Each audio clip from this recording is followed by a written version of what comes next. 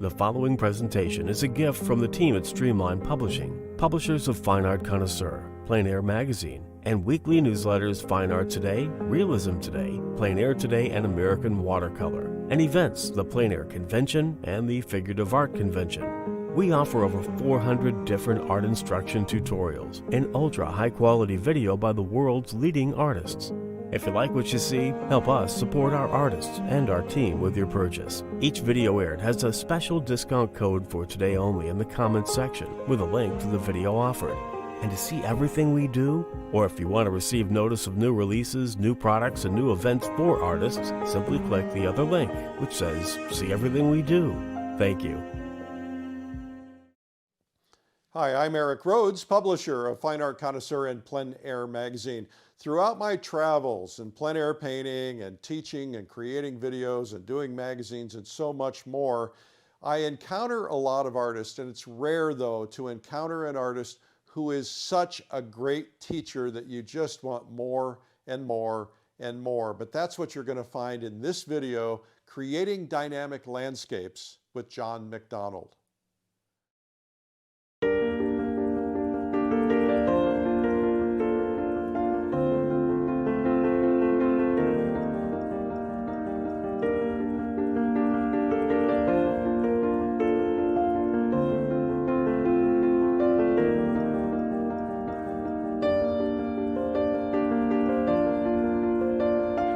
Hi, my name is John McDonald. I'm delighted to be here showing you my painting process. I hope you find it beneficial, informative, and perhaps even mildly entertaining.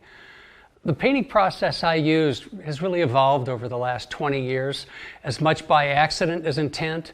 None of it's original. It goes back a couple centuries. I've borrowed things from other artists, read from books. It's a process that's fairly common. But it works for me, and that's the reason I use it. It works for me. That's all it means. This is not the best way to paint. It's not the only way to paint, but it's the best way to paint for me. I am not going to be offering you any secrets, any special techniques known only the chosen few, any secret formulas that'll make your paintings glow like a Vermeer. I'm a firm believer in the basics, and I think that you will find that your painting will improve the more you can focus on and master and come to a deeper understanding of the basics: composition, value, color, edges, etc. It's all about the basics. So I'm going to be offering you a few concepts now briefly, and then I'll show them to you while I'm painting and getting into the demo. But you are going to have to try them to find out if they really work for you. Painting is not a spectator sport. We can't sit back and just watch and listen or look. Yes, we can learn a lot from books. We can learn a lot from magazines, attending conventions, attending workshops, and talking to other artists. But ultimately, we learn to paint by painting. It's the only way we can really learn. I am going to be using photographs in my painting process, and so let me just address for a minute the pros and cons of photos, because I know there's some controversy of this in the painting world. I think the greatest advantage of using a photograph in the studio as painting reference is that it gives us time.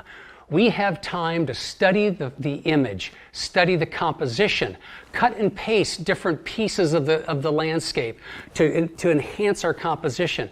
We have time to study the value structure, the 2 to 5 major values that express the composition.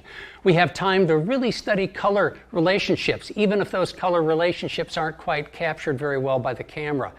We have the luxury of time, so we can spend the time on the important things first and create from the very beginning a painting that is working step by step by step.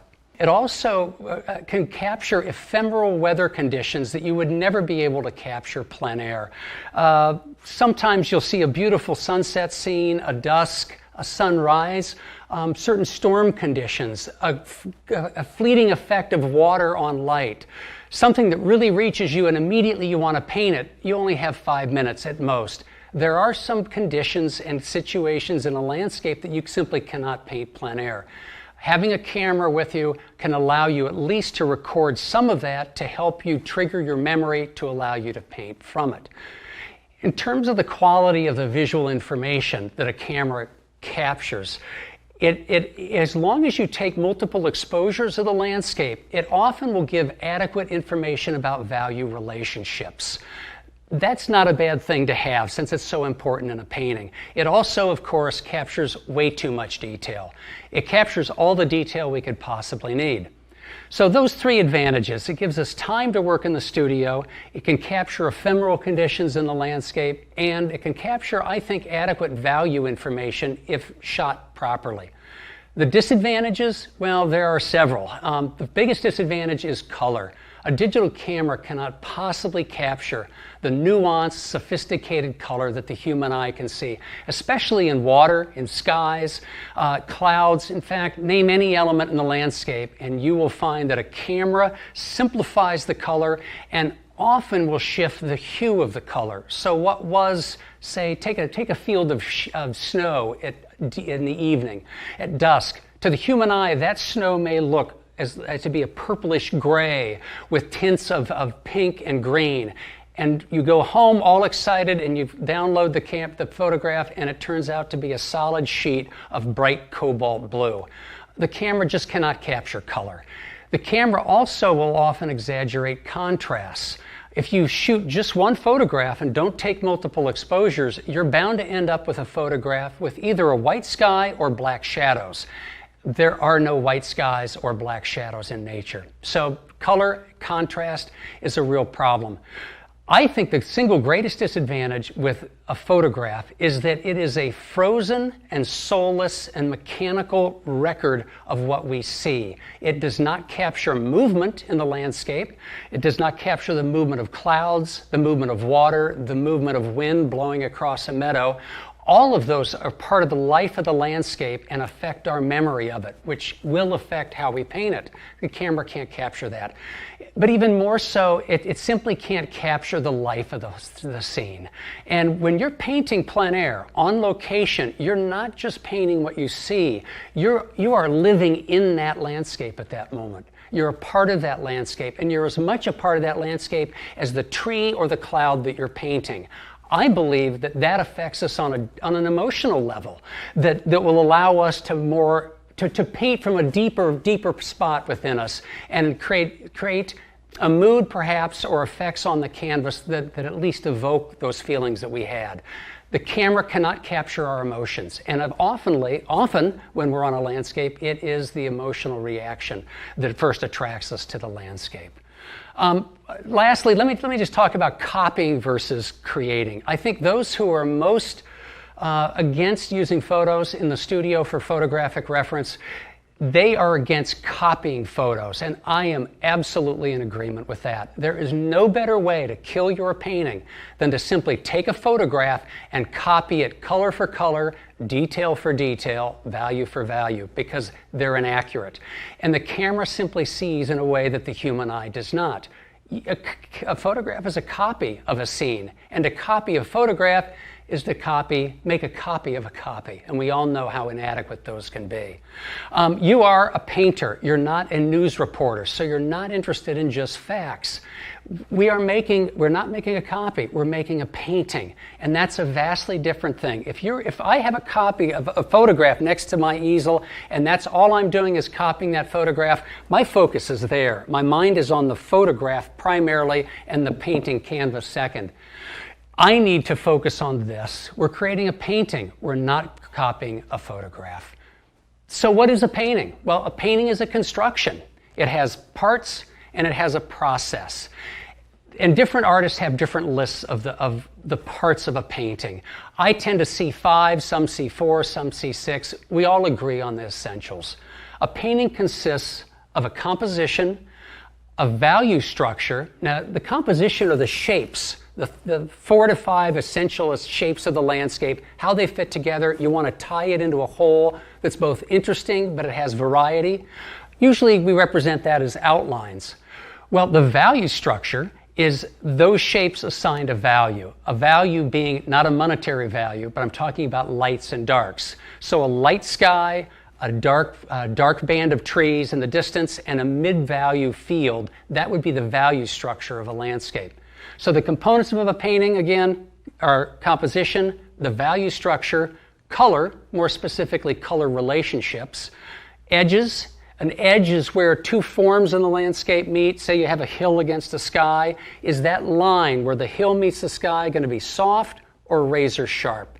So we have edges, edge contrasts, and lastly details. And we all know what details are. Those tiny little marks that can signify a flower in the foreground or a cow in the middle ground or a building in the far distance. Composition, value structure, color, edges, and details. The critical point is that these 5 components of a painting are not equal. There is a hierarchy of importance. Think of a painting as a pyramid that consists of several components. Composition, values, and in this case really values structure, color, edges, and details. The composition is the base of the pyramid. It provides the foundation, the strength of the entire structure. If the composition doesn't work, the pyramid comes crumbling down. If the composition of your painting does not work, the painting will not work. No matter how beautifully you handle color or draw all those little details or handle the edges or the values, the composition of the painting is the most important component. It's what we usually see first in a painting, and it's usually what we remember of the painting. Second of importance is the value structure. And the value structure, again, are those 2 to 5 major value shapes. They are the shapes of the composition, but assigned a light or a dark.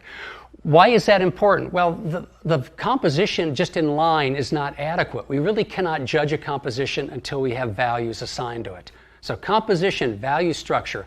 Colors are number 3. Colors are sexy, they're seductive. We often love to go into work with a landscape painting first by working with color relationships, but they're not as important as the composition nor the value structure. Lastly are the edges, where those 2 edges will meet. Is it soft edge? Is it a hard edge? And then finally, details. The problem is that many beginners are so seduced by details and color, they want to start the painting this way. You cannot build the pyramid on its point. It will come crashing down.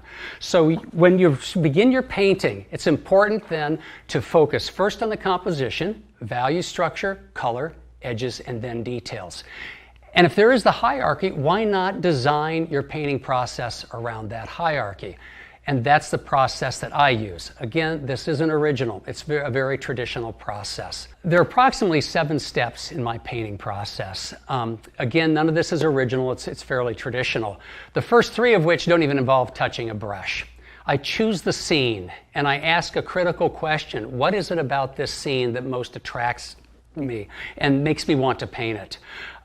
I choose a scene, I gather information, and that can be multiple photographs with multiple exposures, sketches, tonal studies, or even a plein air study.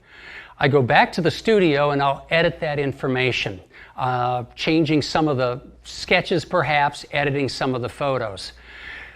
With that information in hand, I'm ready to begin painting. I'll compose the scene, then create a monochromatic underpainting, which is essentially creating the value structure of the painting. When that is dry, it's usually a day or 2, sometimes 3, then I will layer in color on the painting, all the while manipulating the edges and then finishing usually with some well-chosen details. So that's the process. Choose a scene, gather information, edit that information, compose the scene, paint in an underpainting, establish the value structure, and then work in color, edges, and ending with details. So let's take a look at my materials. Currently, I'm using a limited palette. I initially was using Prussian blue, Cad Yellow Pale, and Permanent Alizarin Crimson. I've since added a few more. I have found the limited palette to be extremely beneficial in color mixing. I'll go into that a little bit later when we talk about color. Okay, the white I use is a mixture of titanium and zinc. This happens to be Gamblin. It's a 50-50 mixture. It's a very nice white to use and often considered to be the best substitute for lead white. The reason for the mixture, titanium is very opaque, forms a very hard paint film and dries quickly. The zinc is slightly translucent, but dries with a very brittle paint film. It can crack and dries more slowly. Titanium is great, but because it's so opaque, in high key mixtures, the colors can look a little chalky, which is why I like the zinc added into it. I occasionally will add an alkyd white if I'm painting plein air, but in this case I'm going to be in the studio, so I'll use just the 50-50 mix. The yellow I use is a cadmium yellow light pure or cadmium yellow light pale, also works. Almost any brand will do. I like it because it seems to be it seems to be in the middle between the warm and cool whites. It's warmer than a lemon yellow, but cooler than a cad yellow medium. The blue I use is a Prussian blue.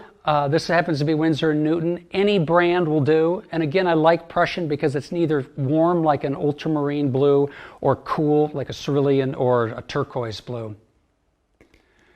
The red I'm using is a permanent alizarin crimson. If you like alizarin crimson and use it, it's important to buy one that is permanent.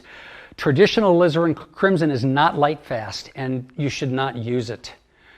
Now, with just those four colors, I can mix a very nice purple, but I found myself mixing purple so often that I began just using dioxazine purple, just strictly to save time. It's a translucent color, which I like quite a bit.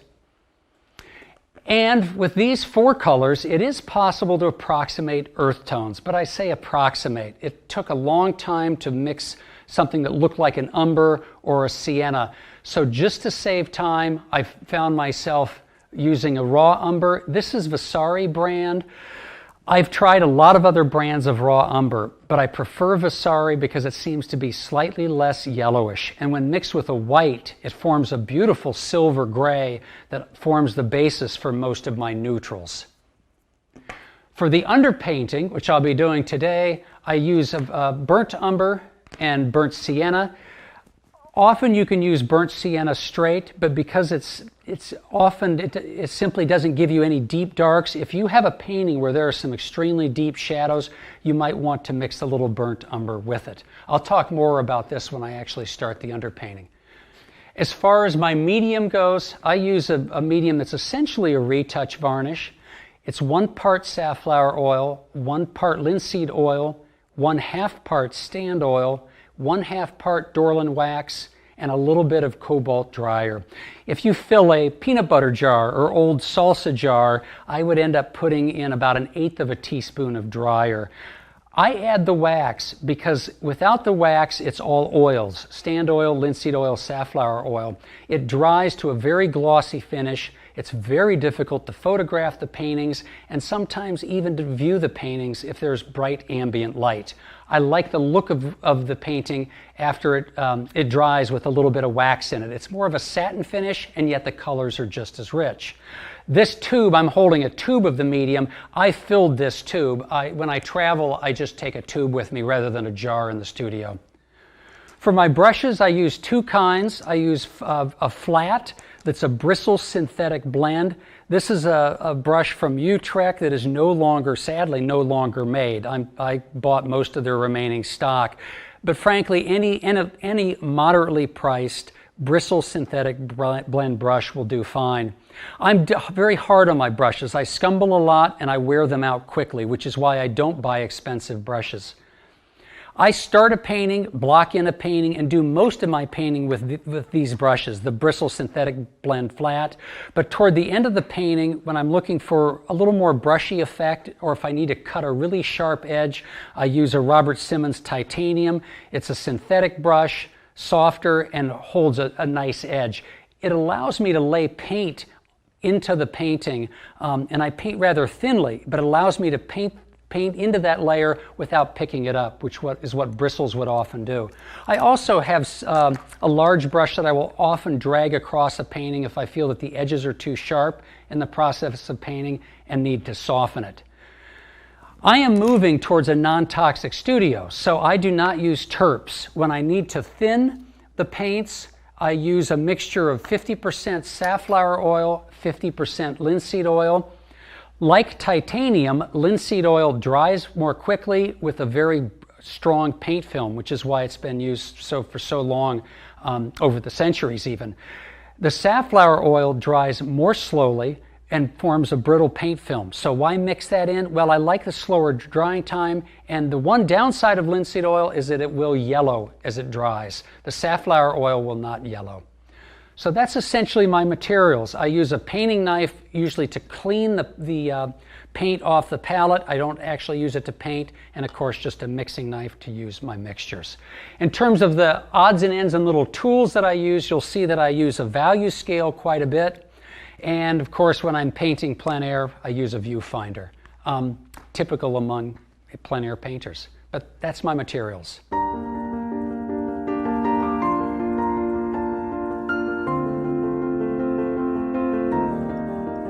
So I'm going to start the demo now, but I'm going to precede each little part of it with going into a little more depth about what I'm doing and about the process. So again, my painting process started with choosing the subject matter. So this is a photo of the scene that I'm going to be painting today. It's an old dairy farm right across the road from my house, 100 yards away. I've painted on the property for years and have still always loved this scene. When you choose a scene, the most critical question to ask, assuming that there's something in this scene that you really love and you decided you want to paint it, is ask yourself why. Try to be as specific as possible about why you want to paint this scene. Why is that an important question? Well, chances are the answer will tell you what your focal point is going to be.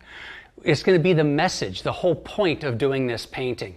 So for me, when I was really interested in this scene, I love the flowing water, I love the trees, but more specifically in this, what always attracted me was that little horizontal glint of light coming off the water and the juxtaposition of the horizontals across the water and the meadow as opposed to the verticals of those trees. That's picked up both in the real tree and in the reflections. So that tells me right away that then my focal point is going to be in the midground. It's not going to be in the sky. It's not going to be in the foreground water. It's going to be in the middle ground where that light catches the top of the water and then recedes into the shadows of those trees. That's an important information to know. I want to keep that in mind the entire time I'm painting, because if not, I could lose the message of the painting. So step number 2 then is gathering information. I like to think of it when you walk out on a scene of like being a kid or a poet or, being open. You're an artist, so you're totally open to the scene. And what is there that can grab my soul and make me want to paint it? But as soon as I decide that, I want to become an engineer or a hard-nosed scientist. I need information. Ideally, I could sit there and paint a plein air painting from it. But if I'm going to be working from photographs, I need to take multiple photographs from various views with multiple exposures. I need as much information as I can because I know the camera cannot compete with the human eye. So I will take photographs. I will do tonal sketches. Often with a sketchbook, I'll take a sketchbook with me and sit down and do just some quick tonal sketches.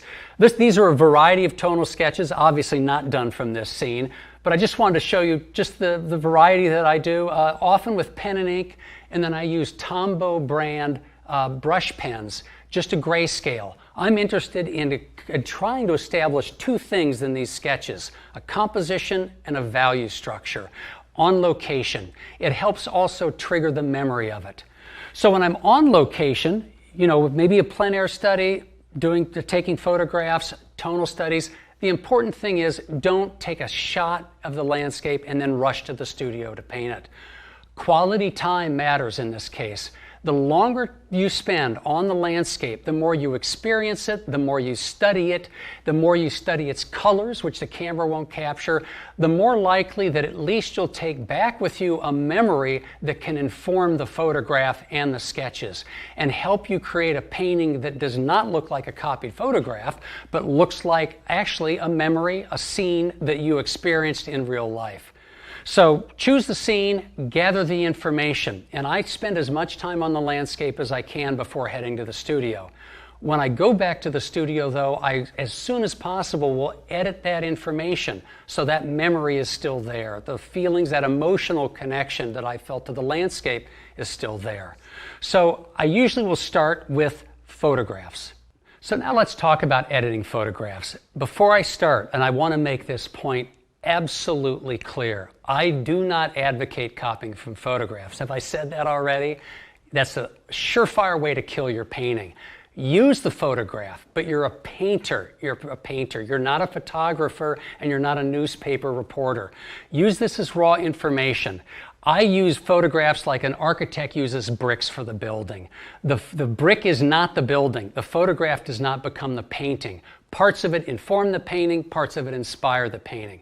So what am I looking for when I take these photographs back to the studio, download them, and then work in them with Photoshop? What I'm trying to do is not find a perfect photo that I can copy. That's not what I'm doing. What I'm trying to do is create a photo that most matches my memory of the scene that I was just at. That's why I like when I'm out on location and taking photographs, I'll do a sketch, take more photographs. I like to get back to the studio as quickly as I can. What I want to paint from is a memory in my head, because a memory is both visual and it's emotional. It's both. Whereas a photograph cannot record the emotions. So I want to take a photograph in the studio, I will adjust, I'll crop it, play around with the elements, I will change the values, and I will change the color in Photoshop to recreate what I feel is a photo that's close enough to my memory that while I'm painting it, it's evoking those memories and helping me paint something that it has more life than just a dead photograph.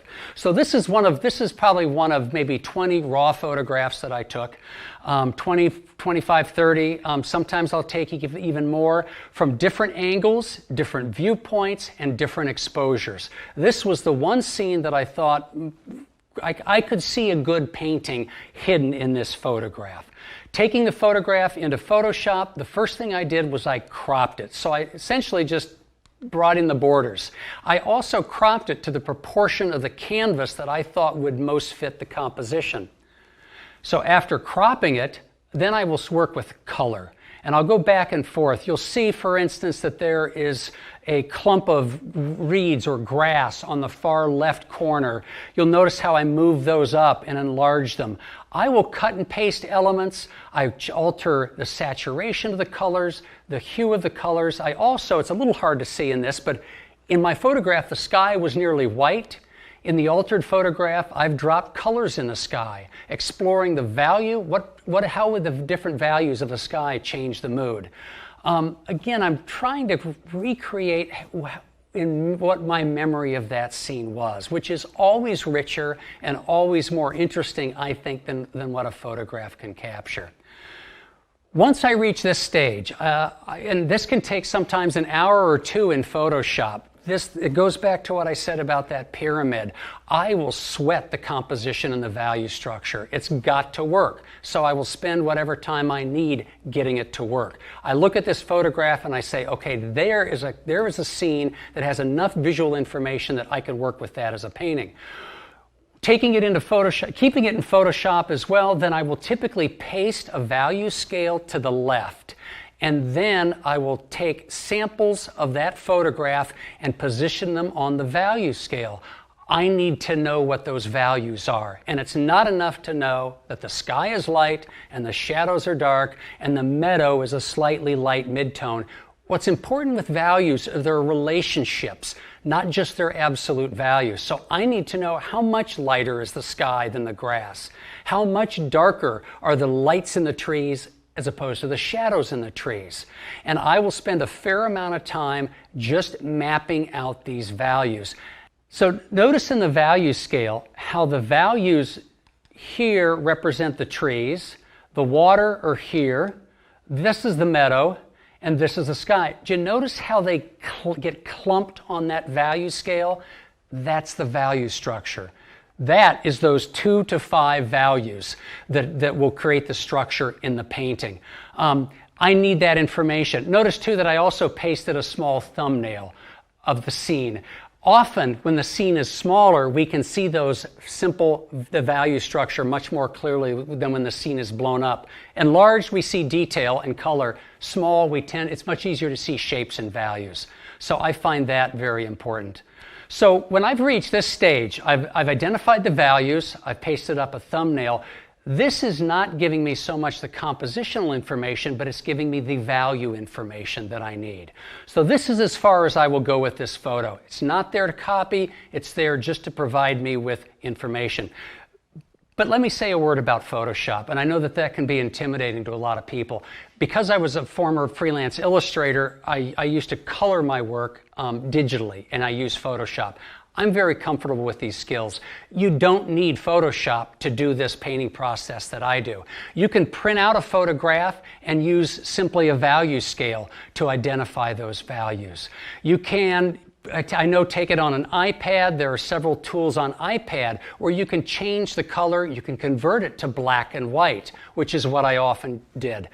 Do anything you can to help you look at the photograph with fresh eyes and to help you identify those values. You do not need to go out and spend the money on Photoshop nor learn how to use it. But you do need to look at that information and say, where are the values in these elements in the landscape? How dark are the shadows in the trees? How light is the light in the sky? And how does that compare with the grass? How does it compare with the values in the water? That's what's important, not knowing Photoshop. So I want to make sure you understand that point. So I've finished editing this photo in Photoshop, but that's not meaning I've finished editing this information I've gathered for this scene. I also will often take any little tonal thumbnails I've done on location, bring them back, blow them up, and play around with shapes. The photograph in Photoshop provides me with information about the values of the painting that I need, but this is where I compose the scene. Yes, I played with composition in the photograph only because often it can, I can try out ideas, but ultimately this is where I want to develop the simple shapes. Now, what I do not copy, though, are the values. I put the values in there so I can see the shapes, but these are not the value relationships I'll paint. I'll use the photograph and the value scale from the photograph to paint the values. So with this in mind, with this in hand, I have the composition worked out. In this page, I've put a grid, which I've then also transferred to the canvas. And with my photograph at hand, I'm ready to start the underpainting.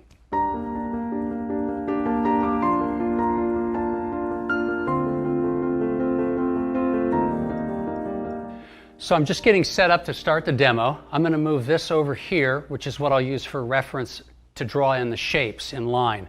The first thing I'm going to do is just lay out a little of the burnt sienna because I'm doing an underpainting again. I'm not going into color yet. And a little bit of the burnt umber. If I need to thin the paint, I'll use some of the safflower linseed oil mixture. I might as well leave that out. Although neither the umber nor the sienna are toxic, I do prefer wearing gloves. And at this stage, all I'm going to do is just sketch in those shapes, essentially transfer the shapes from my sketch to the canvas. Using this as reference, if the sketch works perfectly, I will very carefully copy it from here to here. But often, I do enjoy always having an opportunity to redraw something if I need to. So let me talk first, before I actually start doing this, just about composition. Composition is the most important element of painting, but it's often the hardest to give advice, to give rules for. It's easier to describe what not to do when composing a scene than it is to what to do. Typically you don't want to put any strong contrasts or areas of interest on the edge. You want to avoid the dead center. You want to avoid especially any sizes on the canvas of equal shape. You want to avoid any lines that are in alignment or parallel to each other.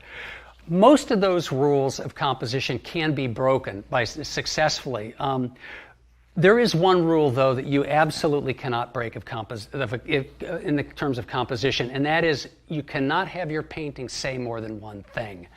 And by that I mean simply, and this often is a problem with landscape artists, you see a scene with a beautiful sky and then the light splashing on the hills, and then there are foreground fields through which a stream is coming, and right at the foreground is this gorgeous play of water and light. And in your painting, you want to capture it all. You want to give me a beautiful sky, incredible hills, a beautiful field, and this water that's just grabbing my eye. You're trying to say four things at one time, and I won't know what to listen to.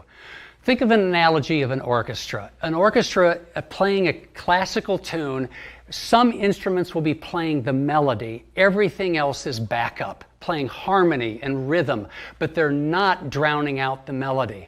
You need to find out what the melody of your scene is and stick with that and not try to say anything more than that. Let everything else support this. So as I said, I want to focus on that splash of light coming across the water, and then that area as it recedes into the trees. I love that play of the lightest light, the darkest dark being near each other, and just the horizontals contrasting against the verticals.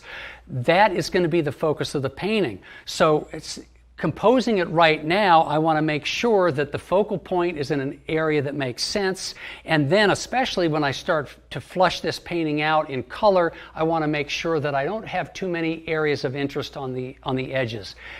Contrast is everything. Contrast draws the eye, and that can be value contrast, color contrast, contrast in the amount of details, contrast in edges. Typically, you want to avoid a lot of contrast on the edge of the canvas and put the greatest amount of contrast in your focal point. I'll go into that more, especially as we start the values in the underpainting. So looking at this, typically I usually start with the horizon line. I want to determine where the horizon line is. Notice in the way I've composed this scene, both in the sketch and in the photo, the horizon line is awfully close to the middle of the canvas.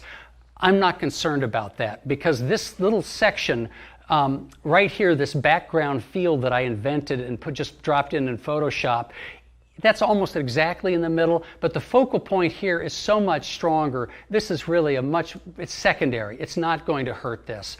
So, and in fact, in my sketch, I dropped it down even a little bit further. So that background field, which really represents the horizon line, is maybe something like this. Okay, so I've established the horizon line just at this point.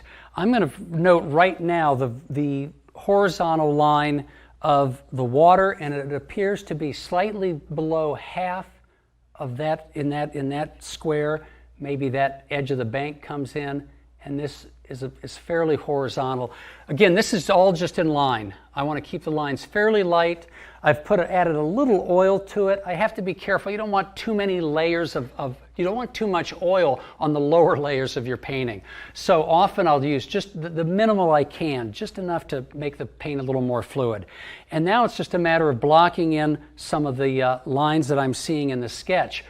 When I have a sketch that works really well, I don't look at the photograph. I look at the sketch because that's my composition. To look at the photograph, then I could end up starting to paint two different scenes. Now, I'm looking now at the vertical of the sky shape between the two trees, upper left. I have to be careful that does not line up with the bottom of this edge of the bank here. So in my sketch, I've moved it slightly to the right. I might want to move it slightly more to the right. And in my sketch, I've kind of hinted at the loose quality of those, maybe a hills in the background here, the loose quality of these leaves. At this point, I want to keep that fairly loose, especially because these edges, when I paint them in the underpainting, this is foliage. It's going to be very loosely painted. The top of the meadow on the left side, it looks as if it disappears about there. Now that might be, I think I need to bring this up maybe a little bit. I don't have to copy it absolutely exactly because it's all going to be painted over with the underpainting and then even again with the color. But it's worthwhile at least trying to be fairly accurate to respect the sketch. This edge of the meadow goes just below midpoint. It's a fairly smooth line in my sketch. I will probably loosen that up and make it a little more interesting in the underpainting. Then the shadow from the trees, it looks like it angles down to about this point. In the background, that shadow forms a shape, almost a parallel shape, maybe two parallel. Want to be careful with that. And then there's the distant bank and just the touch of this river showing triangle here. So this tree comes down here, this tree is here, and then the last line, well, I still have to do this. This comes across, down. I'm going to put that mark in there because that stops the eye here, and then this is all bank. The reflection would come this way, I'll continue the bank up.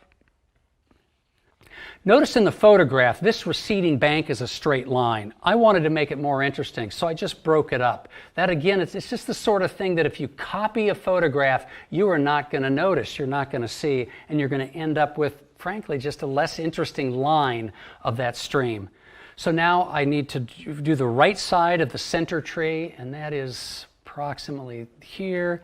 It comes down to that. There's a more round tree here, which I changed from the photograph. I had closed the gap in the photograph between these two trees. And this is just a kind of a quick rough sketch to indicate I think I want loose foliage there. If this is a fairly hard edge line, hard meaning fairly distinct, dense foliage, I would like to see it get a little more loose up here, just for variety's sake. Okay, top of the meadow, edge of the trees, and there's just a hint of that tree is here. Now that actually is, I think, a hint of maybe a bare tree. I felt that the composition, even after doing this sketch, that the composition is a little heavy on this side. I feel like it needs something on this side. So maybe it's a bare tree here, or maybe it's just a bare tree here with a hint of branches. I don't know. I will see simply if that works when I do the underpainting. So this bank is being reflected. This sky is coming straight down off of that tree, so I have a reflection there. And then this one, of course, down here, with just a touch of the sky, maybe indicated here. So this is, I mean, it's not an exact copy, but I think it captures the major shapes, captures the lines, and allows me at least to see where I need to put in my values. So that's it for the sketch. I'll now turn to the photograph to help me mix the values. If you notice on the left side of the photograph, again, the grayscale, I talked about how those values clumped. What I'm going to do, what I typically do, is use a value scale, simply a printed value scale. I will mix the darkest of those colors, those pairs, and then match it on this value scale. Put the paint right on it to make sure I match it. I need to get those value relationships correct for the painting to really work. So I will literally physically will mix the paint and put it on here to match it. Do you need to match and mix every little square you put if you use this method? No, you don't. Although to do that is to give yourself some great training in both mixing paint and in identifying values. But I find that working on a white canvas, I can use the darkest of every pair of these value chips, and then if I need to lighten it, I simply wipe away, revealing the canvas beneath. I actually get three things by doing that. One, yes, it lightens the value, but also because this is white, the color of the underpainting color will be rich, like a mahogany. I don't have to mix white in it, which often deadens it and makes it cooler. And I'm also keeping the paint film thin, just so that there's not a lot of paint buildup on the canvas, so this can dry quickly. So I'll now mix some of these values I see on the screen. And it appears to be about maybe in this area in the value scale. This printed value scale is not going to correspond perfectly to the value scale that I have in Photoshop. It just won't. But I'm really looking for value relationships. So even though this value scale is not quite as, doesn't extend from the pure white to the dark in Photoshop, that's okay. I'll just use this as reference for the value relationships. So how do I know when I've matched the value? Well, I often will just, with a palette knife, put a little paint directly on the value scale and to determine whether it's too light, too dark, whether I need to add white or more paint to it. I'm going to add, in this case, a little more white to lighten it. I'm really looking to mix a value about the maybe third from the darkest on this value scale.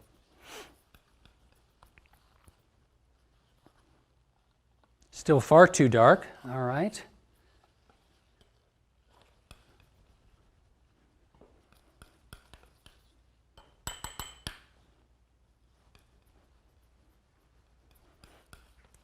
And you can see that if I'm painting a large painting and I really want to work on the values just precisely, I could end up having to mix maybe 10 piles of values. I know this, to some of you it may seem like mindless grunt work, but this is how you build a painting. Just as digging a foundation to build your perfect dream house doesn't seem very romantic. Getting these values correct at the very beginning can make all the difference in the world. Now, the best way to compare two values, put them adjacent to each other and squint. And if they essentially disappear, you know you're on the right track, that they are more or less the same values. So that, I only hope I mixed enough of it. We'll find out. That should be the dark of the shadows for the trees. You can see that it's really not that dark. And in fact, it's not that dark because I'm going to deliberately make it one step darker. I think that's a little too close to middle value. I think it's because this value scale isn't quite as accurate as the Photoshop's value scale. So I'm going to make it a little bit darker, maybe go one step down on this value scale and match it to that value. So that's still a little bit light.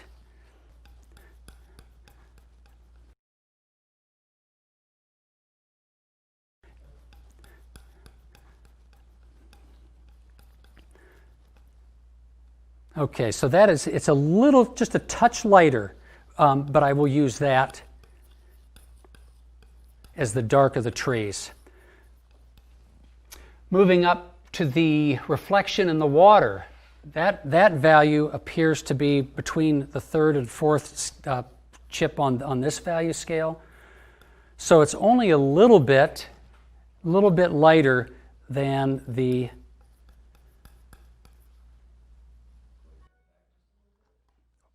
It's only a little bit lighter than the value of the darks in the trees.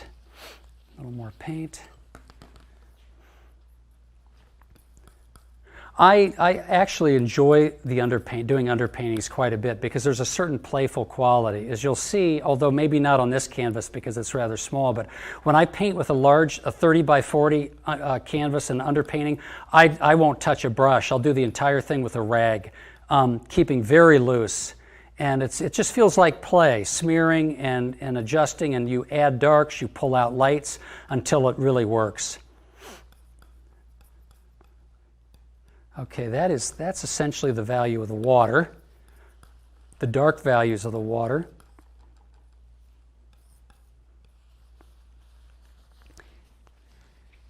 And the value of the meadow grass is lighter than 50%.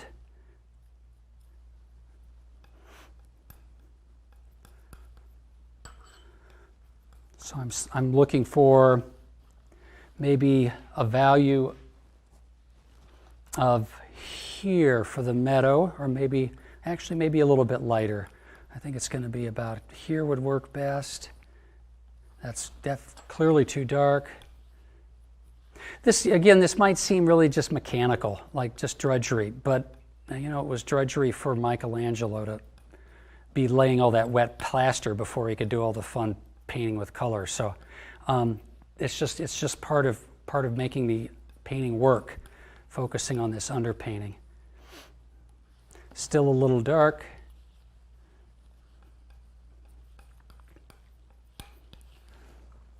I think at this point I want to keep these values clearly defined. That is the dark of the trees.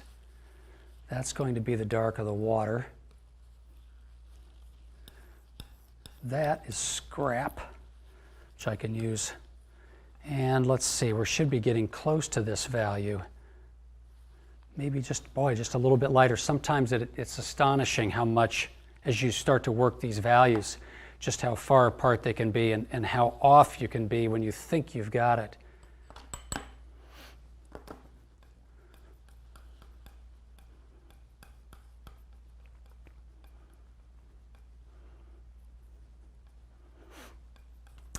Now I'm going to end up with probably far too much paint, but okay, there we go. Can you see how close that is to that value?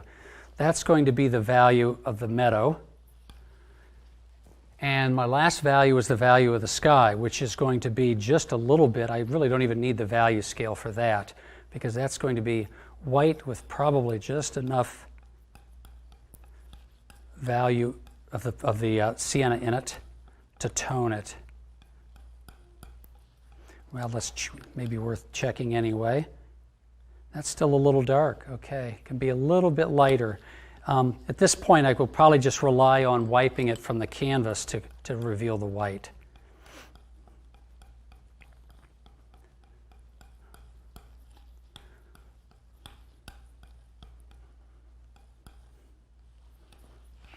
Okay, so there are the values. Darks are the shadows here, the darks of the water here, the meadow value here, and the sky value here. Before I start, why do an underpainting? Well, why work just solely with values? Why not paint with color, because color has value? Why not go right into color? There are several reasons. One, it's value, not color, that creates the illusion of space. It's value, not color, that creates the illusion of light. And it's value that creates the illusion of form. If you can solve all of those issues just on an underpainting, it will make the addition of color much easier. In part two, because value is a component of color. So imagine trying to juggle three balls. You know, color has three attributes. It has hue, what we usually mean by color. It has saturation, what we mean by a rich color or a muted or a grayed down color, and it has value. By taking value out of that, you only have to juggle two balls when it comes time to adding color. We would have solved all the value problems now with the underpainting. So you're really creating for yourself a much more easier way not only to establish the composition and the value structure, but to actually later work in color. I'm going to start with the darkest dark, the shadows of the trees. And now that I'm actually working in the values, I'm finished with my tonal sketch, which I use to establish the composition, and I'm going to refer now to the value scale and the photograph for the values of this painting. The values again, and I used to often convert the photograph to black and white to help me see it. I don't do that anymore, in part because I want to really master the ability to look at a color and know exactly what its value is. So I prefer now to work from a color photograph. But if you struggle with this at all, by all means, convert the photograph to black and white or have it printed out at black and white and just use that as the value information. Some of the secrets of doing an underpainting, or I guess I said that there are no secrets, right? But one of the important points of doing an underpainting is to keep your edges soft and do not start to think in terms of detail at all. I am looking for just the major value shapes. So I'm going to very quickly block in, and you can see I mentioned that I'm hard on brushes. I scumble a lot with a brush. I'm keeping the paint film thin and keeping it very loose. Not trying to, at this point, not trying to get fussy at all with details. There will be plenty of time for details. Again, this is the darkest darks, the shadows in the trees. Seeing these as simply masked values. Some of those darks are over on this side. Got a little bit, need a little bit more color on that. That tree there is actually maybe a little bit dark. I can control all these darks just by wiping, but at this moment, I'm just going to lay in these values as quickly and as loosely as I can.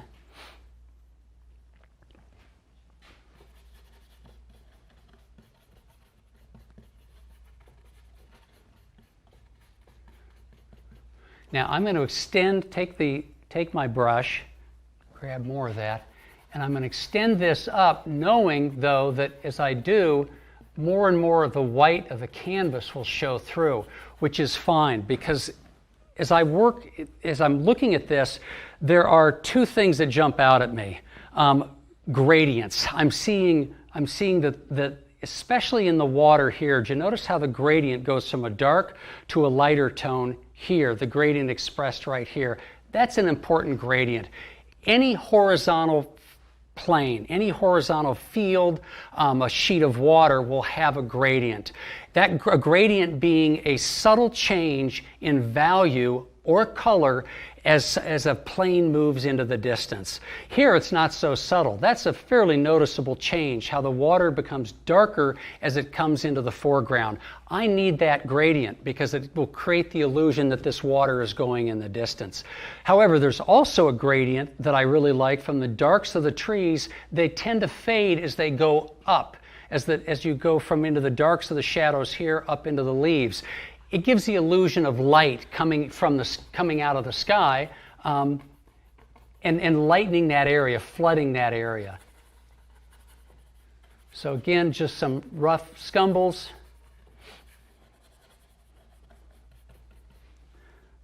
Going to need a little more dark.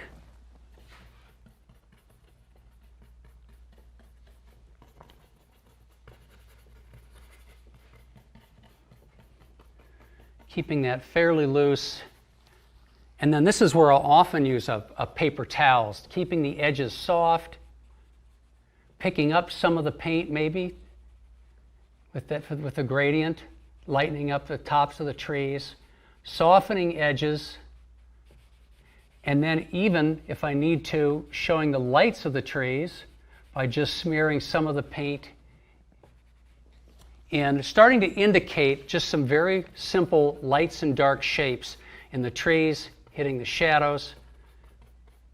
I want to cover the white though. I don't want to have a lot of the white canvas showing through.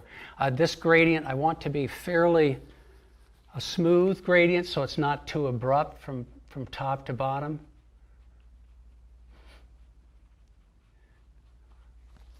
And at this point, in terms of brushwork, I really would like to keep the brushwork fairly simple, just vertically. If I start to turn the brush a lot, you can get light reflecting off the brush strokes in different ways, and it creates the illusion of different changes in value, when in reality it's just a change in the brush stroke. Just keeping things fairly smooth. I do use, which is why I like to wear gloves with an underpainting, even though it's non-toxic. I do use my fingers quite a bit. So just blocking that in for the trees. Okay, let's move on to the water. The shadows in the water were a little bit lighter. I'm going to mix a little bit of the dark in for the very top of the water. Notice how the highlight of the water was approximately here. And this shadow then, or I'm sorry, not a shadow, this is a reflection. A reflection in the water comes down here, getting a little bit lighter as it comes down. Just blocking in this shape. Now I'm going to use that same dark to block in the darks in the grass on both sides. I liked in the photo how those shadows in the bank seem to frame on either side what's going on here, making sure though that this was not the same size. Can you see how important it is that this dark shape here isn't exactly repeated over here? It starts to look like bookends, and it just flattens the scene out. And now as the gradient comes down, as the reflection comes down, it's going to get a little bit lighter.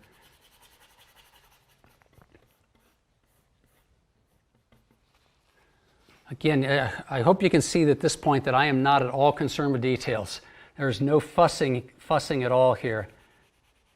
Just blocking in the important values.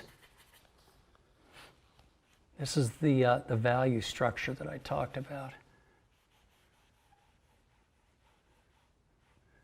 Starting to try to pull that illusion a little bit back, okay? Let's make that a little bit smoother. I'm going to just lighten this up just a touch. I don't want that to be quite as dark as that. At that point it looked like as if it were exactly the same value. And I'll even right now I can just quickly indicate maybe some reflections from the grass, even though I haven't even put the grass in. All right, so let's knock in the grass.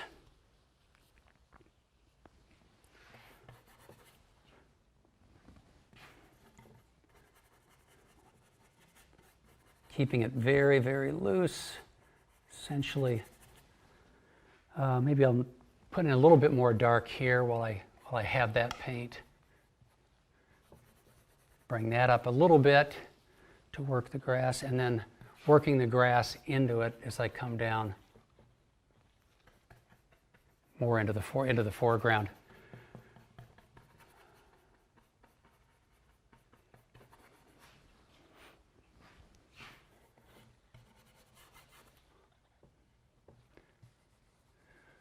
Now, often when I start blending with my finger like this, I find that the darkest darks start to get light because I'm mixing, getting a little bit of that light paint into the darks. So I'll have to go back in and reestablish those darks.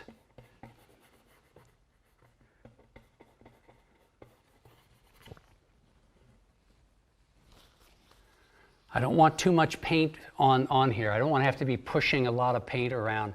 I want to keep this layer fairly thin. Soft edges.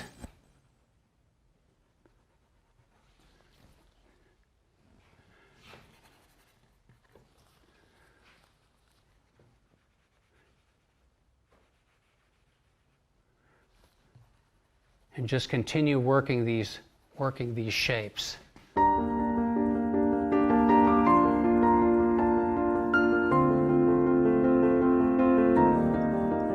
All right, still working on the meadow. I'm getting a little bit of dark paint in this, but again, you just don't. This isn't a time to be fussing with anything.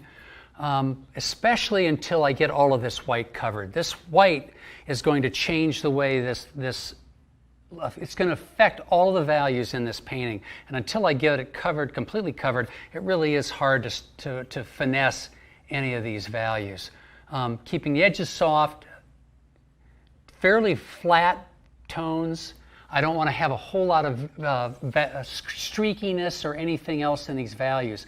I really want to be able to judge them for what they are. Let's see, I've worked with the meadow tone. The background hill is actually, in this area, it's a little bit darker than the meadow. Now I'm putting it in too dark, but that's fine because I'm just going to lighten it up by wiping it off. So you can see that I'm not mixing. When I mix these values, I try to get them fairly accurate. And compare them with the value scale. Once I start painting, the painting is the point. The painting trumps everything else. All my calculations, all my carefully laid plans. What works here is what's important. So I feel fairly comfortable throwing in, say, a value that may be a little too dark initially, because as long as I can change it, and then I can judge it in relation to all of these others, that's going to work fine. This shouldn't be paint by numbers, and it's not meant to be a painful exercise in just matching a value scale. But it is important to get the value relationships correct. Okay, so this could probably be maybe a little bit darker. I'm going to now come in and wipe. There are two things that may qualify as details, and I try to save all the details to the very end of the painting. But in this case, this background field and this streak of light are so important, I think, to the focal point and to the look of the painting that I want to indicate those now. Just a touch of that field by pulling it off. I can adjust the values very easily by smearing the paint. Obviously, it doesn't want to be the same value as the trees back here. Maybe I need to pull off just a little bit more. I'm going to darken this area right now by just pulling some of that paint over the white, just to kill that white. It's just too strong. And this is the shadow. Now this I know is going to be end up getting being more darkened. I've got to come back in here and work with the darks a little bit more. I want to keep this fairly amorphous, undefined, which is fine at this point. Just blocking in those values. And this is little bit of the river reflected in the back. And also I want to pull out the white of the light. So I'm pushing into the canvas. Another reason that I prefer painting on panels rather than stretch canvas is I can put a fair amount of force in there to get that streak of light. And you can see what a difference that makes, what that does to these other values. Kind of brings them alive. Next, I'm going to move to the sky, which is reflected in the water. And just a point about reflections. Reflections tend to bring the lights and the darks of the objects being reflected toward the middle scale, middle of the value scale. So a light area, such as the sky, is going to darken slightly as it's reflected. A dark area, such as the shadows in the trees here, are going to become lighter when they're reflected. It's just that the reflection, especially because the water has the ambient light of the sky shining down on it, it tends to appear a little bit lighter, and because it also has depth, though, it's not a perfect mirror, so the sky light will be slightly darkened. Let's just move into let me move into the sky value.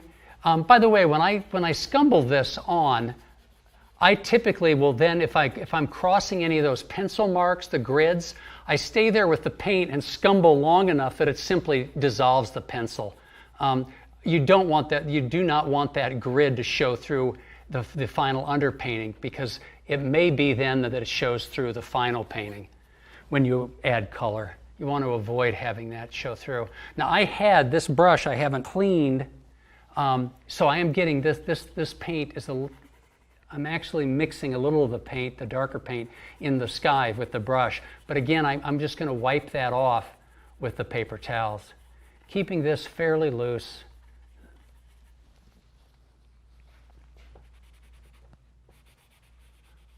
So my sky lights,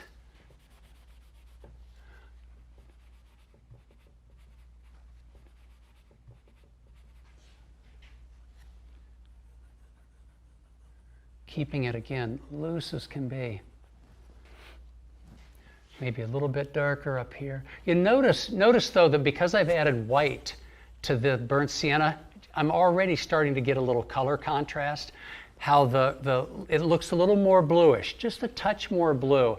At this point, I'm not concerned about that. This is still going to read as pretty much as a monochromatic scene. Now, the darks in the water, for the reflections in the water, I'm using the grass value.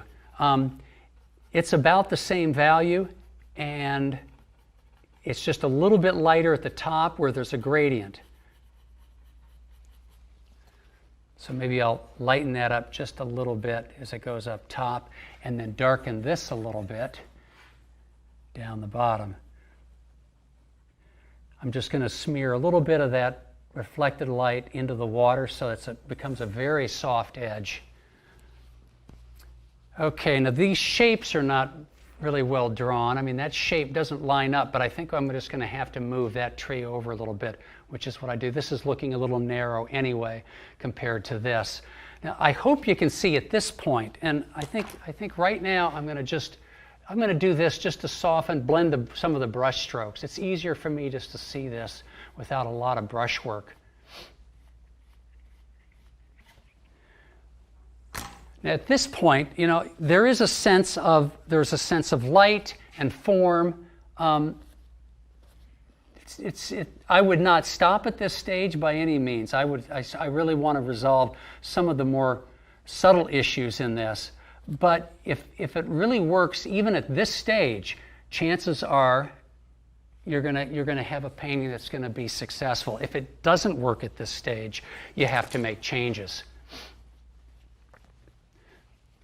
I'm going to go back in now and reestablish some of those darks because I've lost them. As they become lighter, slightly different, a cleaner brush. Let's see, and even maybe even a slightly larger brush.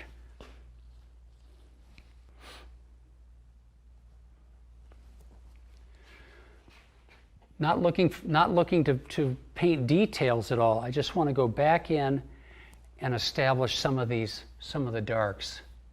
Dragging it into the paint there. I don't want to have I don't want to have any hard edges at this point.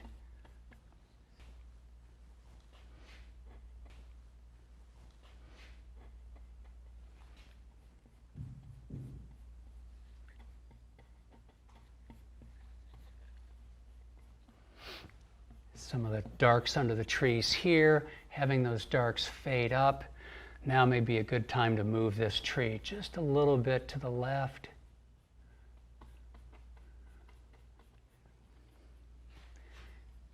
Have some of the areas of foliage. I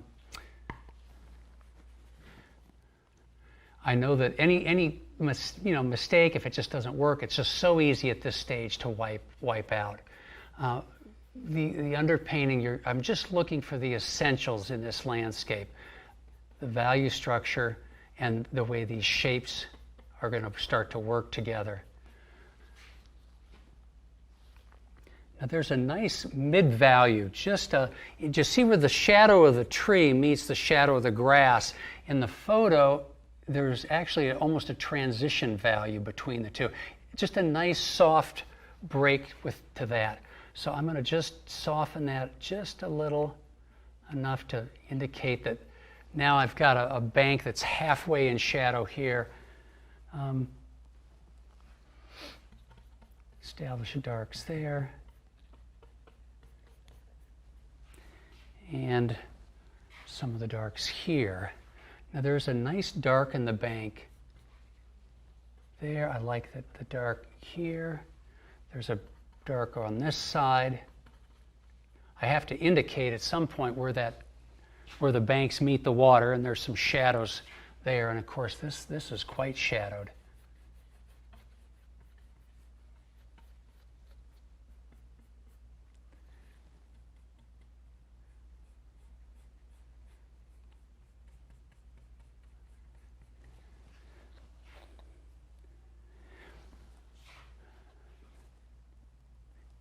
I find that if I make really good decisions at the beginning of the painting, I wouldn't say the painting paints itself, but it just makes it so much easier, because when you make good decisions and everything is working, if something's slightly off, it'll jump out. And it's then a lot easier just to see what that next stroke will be. If the painting is not working, sometimes it can just be very hard to decide what it needs. And then you try to not listen to those voices of the doomsayers in your head say, oh my gosh, this isn't working. It's not working. What's going on here? Not that I'm panicking with this at all, but it just it goes to, often a painting will go through a phase of getting slightly out of balance in the values or in color when we work in color, and then you have to go back in and reestablish.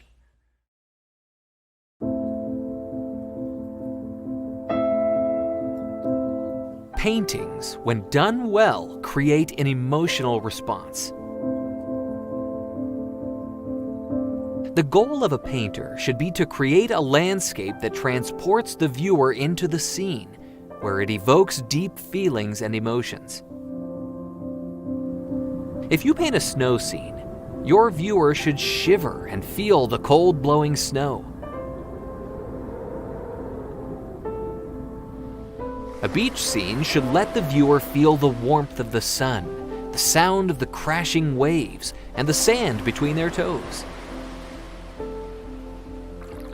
A forest creek should have your viewers experiencing the peace of the woods, their hands reaching into the cool water, and hearing the sounds of a trickling stream.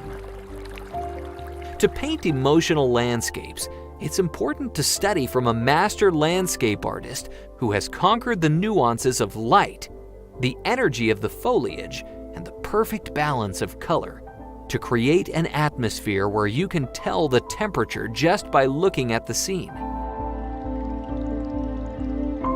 Nowhere will you find that sort of master instruction than with John MacDonald, one of the most successful and prominent artists in North America, and one of the world's great teachers. I am not going to be offering you any secrets, any special techniques known only the chosen few, any secret formulas that'll make your paintings glow like a vermeer. I'm a firm believer in the basics, and I think that you will find that your painting will improve the more you can focus on and master and come to a deeper understanding of the basics: composition, value, color, edges, etc. You'll discover incredible insights, which are the important keys to mastering any art form. It's value, not color, that creates the illusion of space. It's value, not color, that creates the illusion of light. And it's value that creates the illusion of form. If you can solve all of those issues just on an underpainting, it will make the addition of color much easier. In part two, because value is a component of color. Don't be misled. While this course focuses on the basic elements of painting, which beginners will certainly benefit from, each element is covered in such depth that even experienced painters will benefit from it.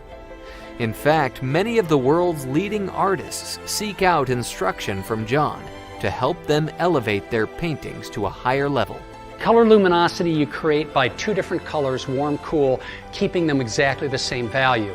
Well, you can get that essentially in one brushstroke. You'll find the insights in this video incredibly unique. John McDonald is a painter's painter, and one who will elevate your own overall skills by demonstrating these important principles and showing how to make such emotionally appealing and sublime paintings. Painting is not a spectator sport. We can't sit back and just watch and listen or look. Yes, we can learn a lot from books, we can learn a lot from magazines, attending conventions, attending workshops, and talking to other artists. But ultimately, we learn to paint by painting. It's the only way we can really learn. Creating Dynamic Landscapes, on DVD and streaming video.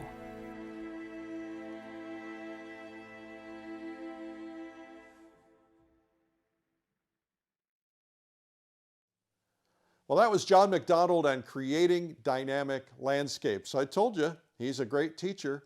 Anyway, you can learn more about it at lilyartvideo.com. Remember, there's a special discount code in the comments section. Just make sure you look for it today only. All right, let's get right to our interview now with John McDonald.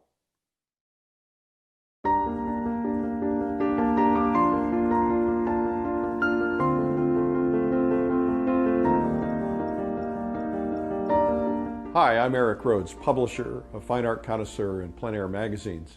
And today we have John McDonald with us. John, welcome. Thank you. It's great to be here. So you and I first met in the Adirondack Mountains, I believe. We did at your event, I think 4 or 5 years ago. So what I thought was really fascinating is I didn't know about you. You know, people have, there are regional stars, if you will, and you live in the Berkshires, and you're well known in the East, in the region, but I wasn't aware of you because I don't live in the Berkshires. I live in the Adirondacks in the summer. But what I found fascinating is that people were kind of globbing onto you and watching you paint and wanting to learn how you paint. And that's when I gained a lot of respect for you as a painter, when I first saw your paintings. And you know, we bring them in at night and everybody's looking at everybody's paintings, and yours were standing out above the crowd. So one of the reasons you're here is because of that opportunity when we met at the Publishers Invitational in the Adirondacks. Such a great event. Yeah, terrific event. Yeah, it's a lot of fun, isn't it? It is. It is. And I've spoken to so many artists. I think what we like about that is the feeling of camaraderie, the lack of a hierarchy, where you can just go and paint, rub shoulders with beginners, with masters, and just pick up on everybody's energy, and being reminded constantly by the most raw recruits to the art, the very beginning painters, of the important questions to ask. I invariably come back from the Adirondacks having learned something that I learned from a very beginner painter. Sometimes it's just an attitude, you know, so it's good. It's a great event, yeah. So last year, I was driving to Boston, and I decided to stop at your studio. And we did a little video of a studio visit. Yeah. But what I was fascinated with was your process, which you'll be talking about, I'm sure. But you have used technology to aid your process Tell me a little bit about that. Well, it came out of a stretch of maybe 15 years when my wife and I, our first of two sons was born, and I realized that financially I wanted to just contribute a little more to the family's income. So I went back to what I'd always been doing on the side as a freelance illustrator. And at the time I was using scratchboard, a black and white medium, using a sharp tool to scratch away ink on a white surface. And I absolutely loved it. It was like an etching, it could be like a woodcut. But more and more of my clients asked for color. And it's a nightmare to color because if you use watercolor dyes, it soaks into the ground of the scratchboard and looks awful. So that I finally realized it was time to get a computer, and I started coloring the work in Photoshop. So over the course of 10, 12 years, I got very skilled in using Photoshop in a very narrow range of all that the program offers, but mainly about manipulating images. So that then around the 2000s, as I started to phase out my career as an illustrator and wanted to get back full-time as a painter, I realized I could use those skills to manipulate photographs. So that is, I would take a photograph, and in the old days, whether I printed it or it was on my monitor, I might grab my sketchbook and do 2 or 3 little thumbnails of different ways to crop it, different ways to apply the major values of the shapes, to establish the value structure of the painting with a pencil. I found that I could do a lot of that in Photoshop much more quickly, which allowed a lot more for me creative freedom. I could try 15 different croppings in the time it would take me to do 2 with the pencil. And it made me aware of just the power of the program. So although I still do quite a bit of plein air painting as much as I can for a variety of reasons, not the least of which it's just great training. It teaches you exactly what the camera cannot capture. But I do a lot of plein air, but almost all my larger work now in the studio, I use photographs, sketches, and when I can, a plein air color study done on location. So there are some people who might scold you for using photographs, because there are some purists who believe that everything should be done from life, that everything is going to be distorted because of a photograph. Is it that you've trained yourself to understand what nature is going to do because you were plein air painting, so that when you do paint from a photo, you can get that sense of life? Yes, I can understand that attitude because I was there in the early 2000s. When I was still doing some illustration, I spent maybe 3 years painting solely outdoors. I would do no painting in the studio. That was where I did illustration, and I wanted to keep them separate. So I spent 3 years, and if I didn't finish a painting, I'd have to wait till the weather conditions were approximately the same to go back out on location and work on that painting. I think that yes, you need plein air. Any landscape painter has to paint plein air, go through at least a phase of painting plein air. If not, and if you rely solely on photographs, I think that can show in the photo. Where a photograph, though, is a kiss of death for an artist is if the focus is outward and you are simply copying the photograph. So what I use photographs for often in Photoshop is I am not looking to create an ideal photograph that then I simply copy. That of one single image that I look at and say, this will make a great painting if I copy it exactly. That would still look like a copied photograph. What I'm always aiming at is to create a photo, and I will alter both the cropping, but I will also alter the values of the image and the values in the color as well. I'm trying to recreate that scene as I remembered it.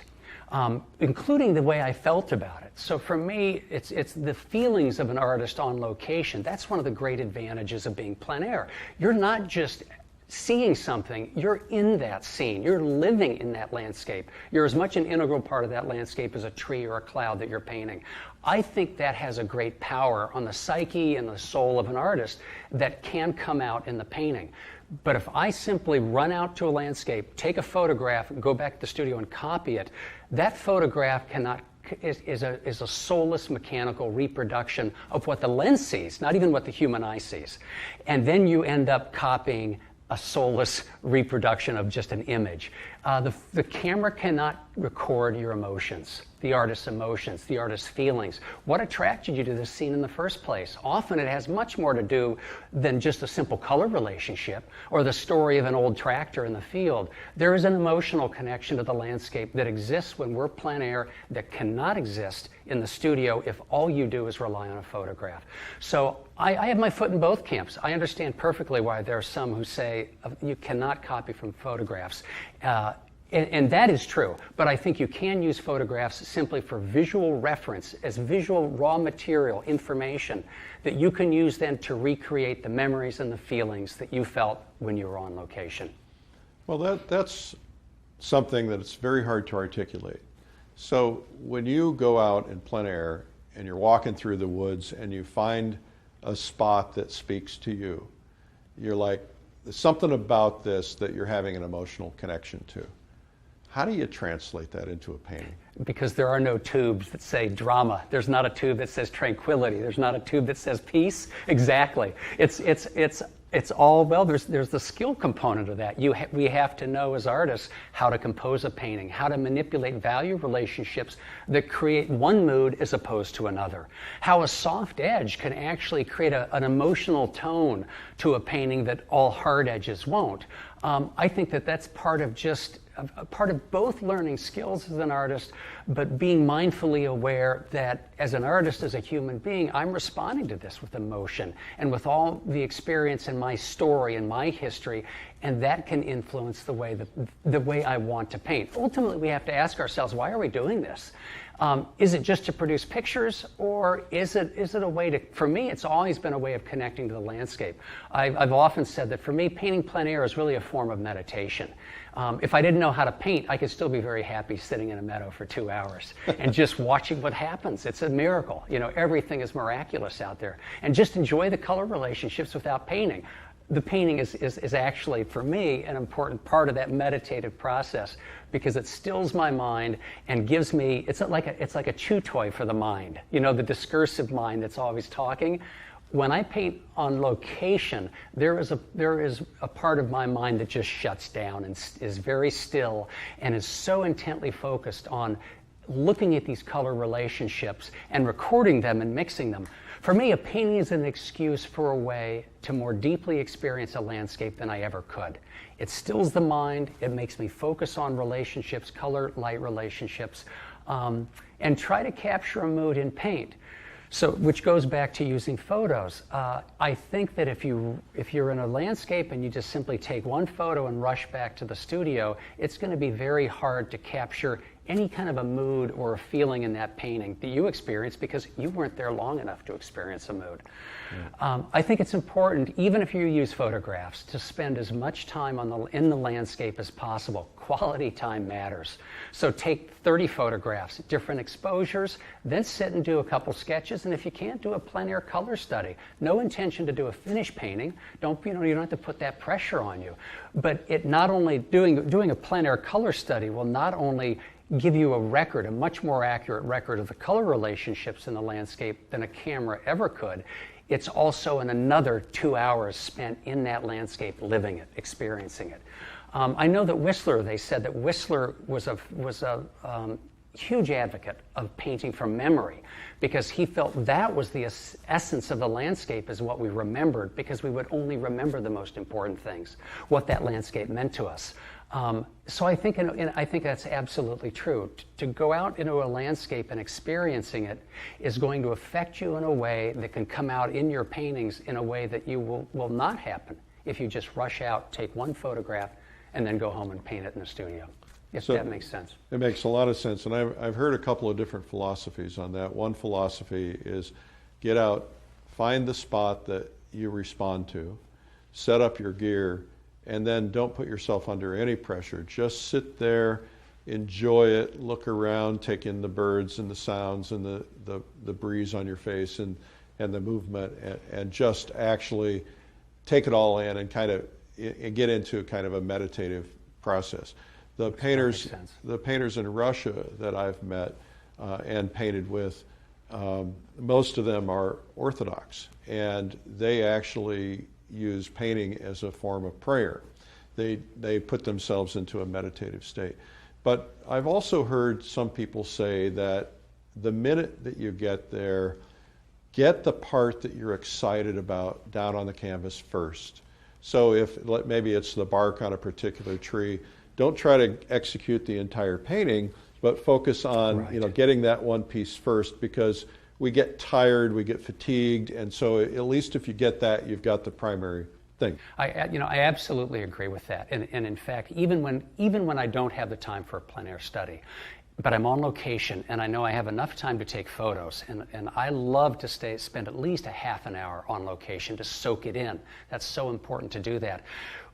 I will almost always, even with camera in my hand, if I don't have my painting gear, ask myself, what is it about this scene that really is touching me? What is it that I'm so interested in? I have to identify that, because that is the message of the painting when I go back home. And I can't lose sight of that, whether or not it's the actual focal point, and often it is, but it's also just the message of the painting. For instance, I'm not a subject painter. That is, when I go out, I know a lot of painters love to paint an old barn or a tractor, or even in a city they might paint cafes or rundown factories. There's a narrative quality. They're telling a story in some ways, and that's a perfectly valid way of painting. Artists have done that for ages. I tend to be more of a formalist. When I'm in the landscape, I'm not concerned with a narrative that, oh, here's a farm, or here's an old tractor and the demise of agriculture. I'm much more interested in formal relationships, a mood, the atmosphere created by dramatic lighting or certain color or value relationships. So for me, I think it's especially important when I go out to ask myself, what exactly is it in this scene that I'm attracted to, that I feel such a pull towards wanting to put into paint? Often it's a quality of light. More often than not, I think as the years go by, it's a mood. I think at heart I am a tonalist. The American tonalist being, a varied group, but George Inness, I think, was considered one of the premier founders of the group, and he was a deeply spiritual person. For him, painting a landscape was a way of prayer and a spiritual, a lesson in his spirituality and his came out of his spiritual philosophy. So for me, that mood or atmosphere is a little more ambiguous than trying to capture, a certain tractor or something that's more geared towards subject matter.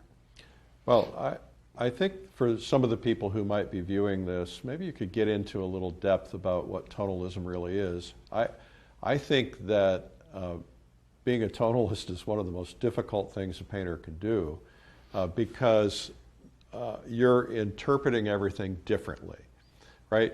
You're out there seeing bright colored grass, but you're not making it bright colored. You're making everything within a range of tone. The philosophy, and I wish I knew more about it than I do, but the philosophy is extremely varied. The artists that were clumped in with a tonalist shared some similarities, one of which they like to unify the painting, typically with one tone they often painted at a warm key. They used glazes and scumbling. They weren't interested, as the Impressionists were interested in the actual optics of the eye and the physics of the eye. They were much more interested in how a landscape felt, an emotional connection, whether it was spiritual or not. It had often much to do with an emotional connection to the landscape, and they love to capture the ephemeral moments of a landscape, which is why you rarely ever see a tonalist painting done at full noon under a blazing sun. They were much more likely to be a dusk or dawn scene with very few elements, hiding a lot of form. So much of it had to do with mood, capturing a certain mood, a certain time of the morning or afternoon when forms dissolved into a mist or a light. Very different work from the Impressionists. Of course, most photographers and most painters will tell you that the golden light is the best light, which is typically the early morning light and the late afternoon light. But there are moments of golden light that last only a few seconds. That's right. That are sometimes the best golden light, oftentimes at a sunset. So how does one capture those moments of golden light? Is it about memory training? Because you literally have sometimes 20 seconds, a minute, yeah. It can pass so quickly. I know that the memory training was a huge component of a lot of the French schools in the late 1800s. A lot of the tonalists studied both either in Munich or in Paris, where that kind of training was important in the promulgated by the instructors. So I think that was an important part of it too. I think a lot of it was just living in the landscape. A lot of the tonalists painted plein air, but a lot of them created their larger paintings in the studio from memory, deliberately. They wanted the memory to influence how they saw things. So in a 5 minutes, you have 5 minutes of a sunset. I think it's fun to try and slapdash that down in a plein air painting.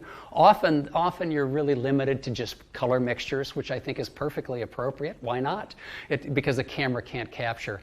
A quick sketch, I do think that's where a camera sometimes can come in very handy, capturing those ephemeral moments, even though you have to understand that it's not going to capture the color, and it often exaggerates the value contrast. But at least it captures detail and form that then you can take a couple quick shots and then sit down with your sketchbook and make color notes, anything you can do to put that in your head so you can go back into the studio and paint it. I know with George Inness, especially later in his life, all his paintings were creations. He just pulled them out of his head. He had spent so much time painting plein air and studying nature that he was able to do that toward the end of his life. They were all inventions.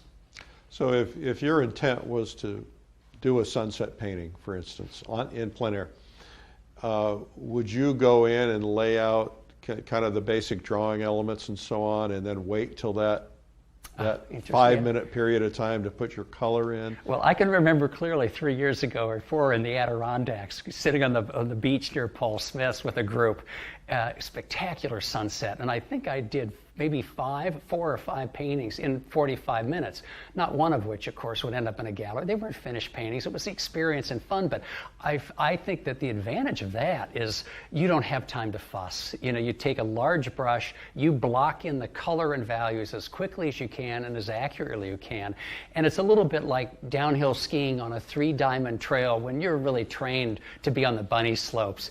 It is an exhilarating and terrifying time to paint, but it's a lot of fun, and sometimes that's the only way you can capture it. I do think doing that, it's going to burn it into your memory, and coupled with those sketches and coupled with maybe a couple good photographs can lead to a successful painting in the studio. Yeah, well, the problem, of course, with photographs is that when you're photographing a sunset, you can never get it right, because photographs, typically cameras average out the entire scene, which means the sky is different from the foreground. That's right. And so you can manipulate a photograph, but it's never as accurate or brilliant as what you see. Never. As a matter of fact, the Hudson River School painters were criticized for their bright Adirondack sunsets because nobody believed that could actually be true. They thought they had exaggerated them, and if anything, they were probably under-exaggerated. That's right. They were accurate. They were accurate. Yeah, interesting. It's just so colorful. Yeah. So let's go back just a step. Tell me about early days, interest in art. What got you excited about becoming an artist, becoming an illustrator? I think like so many artists, I always drew. I was the kid whose margins of my books in grade school, frankly, I wish I'd kept some of them. I would draw scenes from Voyage to the Bottom of the Sea, if you remember that old, one of my favorite programs. So there were little submarines, and I went through all those phases. Into high school, I got more serious. I was actually taking art classes at our local, they called it the Lafayette Museum of Art in Lafayette, Indiana. Figure drawing classes in high school, and would often spend in the summer, do pen and ink drawings, set up a still life in our living room of a little flowers, and do drawings. I knew it by the time I was in high school that I was terrible at math and I loved art, and it seemed natural then to study art. My parents were very supportive. I was so fortunate for that. Although my father did both of them made the stipulation that I go to a university and get a rounded, more liberal arts education than just art. I could major in art, but they wanted me to be a little more rounded. I'm of both minds of that today. I have friends who left high school and studied in Florence for 2 years, and boy, that sounds like a great way to jump into the art world. I have really no regrets. And then I went to graduate school in painting and drawing, studied etching in France for 7 months, which was wonderful. Decided at the end that I didn't want to be a printmaker because the process took so much time that all the ideas were backing up, but it was all good experience. Well, let me just stop you right there, because you said 2 things I want to know more about. You you studied printmaking in France. I want to know more about that. And you also talked before that about the school, but you didn't mention where you went. Oh, I went to Washington University in St. Louis. Okay. They had a very strong, I'll start with that maybe. They had a very strong art program. They had a very successful illustration program. At the time, they'd produced 2 or 3 of the real top names, of Bernie Fuchs and of course, I'm totally blank. Even Mike Peters, the political cartoonist, who's quite well known, came out of WashU's illustration program. At the time, and nothing against them, because there's a lot of abstract work I love, but the faculty, painting faculty, were entirely abstract expressionists. I wanted to learn how to paint light and form, and that wasn't their thing. So I ended up studying illustration, because the illustration instructors, that's what it was all about. They would teach you how to do a portrait and how to do a still life and how to do a landscape. So I was a illustration major. And then following college, went to France. I love the etching. I love the graphic quality of the black and white work. But I was taught in a school that was very traditional, where we bought the copper plates and we spent a day polishing the plate. And then you would mix the wax, the varnishes. And I found that I was, meanwhile, walking the streets of Avignon with a sketchbook, coming upon scene after scene that I wanted to translate into an etching. But the process, it took me a week to do one etching. And by that time, I had 10 sketches I wanted to do. And by the second week, I had 30 sketches. I realized I was never going to catch up with this. So it was just a lesson that at that point, I realized the process was so time-consuming. It was just not for me. So was there an etching school that you attended? It was a professional, a woman who ran her own atelier, and she would do work, take outside assignments to do work, and produce her own work, and she just took on students. It was very small, but a wonderful experience. But then I came back and went back to grad school for drawing and painting. I always had known that at that time I was still painting, but starting as a freelance illustrator. And I knew that I wanted my foot in both. And as my illustration career took off and it became fairly successful, I was actually able to help send our boys to college with it. I realized that illustration paid the bills, but painting fed the soul. And I needed both. At that time in my life, I needed both. I felt too that the illustration, I had friends who were painters who were unable to support themselves, so they waited tables. I decided that I would rather spend that time drawing as an illustrator that would increase my drawing skills. So looking back, I have no regrets of the portion of my life I've spent as an illustrator. For that very reason, it really fine-tuned my drawing skills, which I think now have come to help with my painting. Well, the illustration business completely changed right about the time you were kind of winding down that part of your career and moving more into painting. I was so fortunate. The timing was perfect. I remember, I remember at one point in the early 2000s, maybe it was the late 1990s, I was so busy that within 1 week I turned down a job from the Wall Street Journal, the U.S. News and World Report, and I think the Los Angeles Times, and I knew at that moment I'd made it. That if I could afford to turn some fairly big clients down, and they were fine with it because they knew I was busy. So at that point I was working and frankly doing very little painting. I was just so busy. I had 5 or 6 jobs a week. I was working 6 days a week. I would take Sundays off, and often working 12 or 14-hour days. I knew I had to pay my dues, and I think that went on for 2 years until my wife had a talk with me. And then we started taking the weekends off together, which was great. But I think it was in the mid-2000s that my heart wasn't in it anymore. The industry had changed quite a bit. Deadlines became tighter. The pay continued to drop. And it just didn't feel the same. And I think that by that time, too, I was probably in my late 40s, I guess it would have been late 40s, I was looking forward to just painting again and really getting back into painting in a very serious way. In 2008, when the market crashed there, what few illustration jobs I had completely disappeared. So I was very fortunate. I was ready to get out of illustration just at the time that the industry suffered a severe setback in 2008. Magazines, I think within 1 year, 5 of my magazine clients went out of business. Newspapers could no longer afford my prices for illustrations, so the phone stopped ringing. And I was fortunately in a position that I was able to just transition right into painting full time. Of course, that meant getting my painting skills up to snuff. And I look back at my work that I was doing 15 years ago and was astonished how poor it looks by today. But so what does that process look like? You make a conscious decision that you're going to become a full-time painter. Now you've got a whole different set of pressures, because you not only have to get your painting up to snuff, you have to get your paintings out there, you have to get into the market, so to speak. That's right. What was that process like for you of getting your paintings up to snuff and then getting them to the point where you could make a living? Well, I think that both of those cases were addressed by what I learned as an illustrator. When I first started in illustration, I produced what I thought were my best 8 pieces of work, all different media, all different subjects, and at great expense I sent out 400 pieces to art directors, and I got absolutely 0 responses. So I thought, I'm not doing this right. So I went to Barnes & Noble and I bought a book that just happened to be out, Marketing and Business Skills for Illustrators, and absolutely devoured it. And 4 months later, I had identified my style that I wanted. I identified the market I wanted to advertise to, and within 6 months, I was busy. So I learned the lesson that you have to market, that it's not going to happen accidentally. I think a lot of when I was young, thought, no, let the quality of my work speak for itself. That's true. The quality speaks at a certain level, but there are a lot of beautifully talented artists who are still, having to struggle to put food on the table. You have to market. So I learned that from illustration.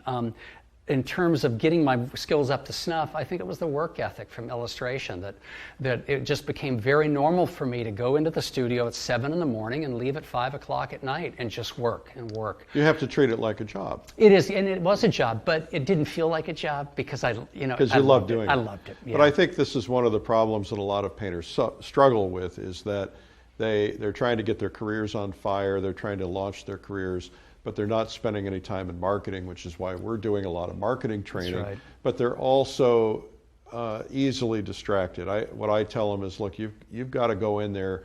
If you moved from your full-time job as a dental hygienist or a doctor or a lawyer or whatever you were doing, you have to take that same amount of time, or probably more, and get in there and be disciplined and apply it to your work. Get right. in there. Don't mess around in the morning. Just get to work and work all day. That's huge. And I know you'd agree with this. Eric Maisel, who's the founder of Creativity Coaching and has put out some wonderful books for artists, he once said something that I know you have often alluded to in the talks, and I listened to your art marketing boot camp. If anything that supports your work is part of your work. So marketing can be such an important part of your career as a painter that it is as important as painting. Because without the marketing, there are going to be no galleries, no sales, and then you may not be able to afford to paint. So anything that supports your work is part of your work. It's part of the job. Well, it's kind of like it's the gas to the car. That's right. That's right. You absolutely That's a good analogy. Have to have Yeah, it really is. So I think for me, when I was starting, I thought, well, if it worked as an illustrator to buy a book, at that time I bought a book about marketing for artists, and what was it, The Artist's Guide to Galleries, or those big thick books that used to come out in the late 90s. I bought one of those and approached some galleries. You learn very quickly that, and I think, again, because of the illustration, knowing that I needed to have a work that was identifiably me, and that I needed to identify that market. So I quickly learned, too, what galleries may accept my work and what wouldn't. I didn't bother approaching a gallery that was full of abstract expressionists. I was looking for someone that sold landscapes, but maybe not having too many artists that, of similar work, et cetera, et cetera. So I was, even though I didn't like it, and I've never liked marketing, it's just, I think most artists don't, but I realized this is something I have to do. It's an important part of the work. And in terms of getting into the studio, you just have to paint. You have to paint. And I think, though, that what I used to do as an illustrator that I found so helpful is every 6 months and I'd never let a year go by without doing this. I would pull out my 10 most successful illustrations and I would lay them on the floor. And I would look at them for probably an hour and make a list of what I thought really worked in each one, found out what they had in common. And then I thought, well, if by focusing on such and such, the composition or the way I position things or the way I'm handling the color, if that's leading to all these successful illustrations, why don't I do that in all my work? And then I would do the next day I would do the opposite. I'd pull out my 10, what I considered my worst pieces, and I'd say, what do these have in common that is killing them? And then I'd try to avoid that. And I carried that over a little bit in my paintings. So I think that when I was beginning 15 years ago and really struggling, I was struggling with the materials, struggling with the concepts, but I was hoping I could get to the point where I could paint the way I had always wanted to and express what I wanted to express. I went through the same process. I think also being an illustrator taught me to separate my ego from the work. I can't tell you the number of times I would do an illustration and I'd send it off to the client, skipping with joy, knowing I was going to get a call in 20 minutes from the art director saying, wow, you nailed it. This is a home run. We love it. And instead they would say, we don't like it. The client doesn't like it. You need to change this, this, and this. And you know, I could hear the air of the balloon of my ego going shh, you know. And then there were times when I would do a piece, tight deadline. I had to make the deadline, and I was ashamed of it. I thought, oh my gosh, I'm never going to hear from this client again. And they would call and they say, oh, we love it. The client loves it. We want you to do 15 more just like this. So I learned quickly that I can't really judge my own work. And if you let your ego get attached to work, you'll never learn from your mistakes, your failures. I think that's a really critical point for everybody. It's an aha moment, really, because we're all too close to it. Absolutely. I visited a gallery that I'm in, and they had an old painting that I had painted 10 years earlier, and it was hanging up there. It hadn't sold. And there was this woman who was a collector who kind of spends a lot of time at that gallery. And I was cringing when I walked up the stairs and I saw this painting. I was cringing. It's like, oh, I hate that painting.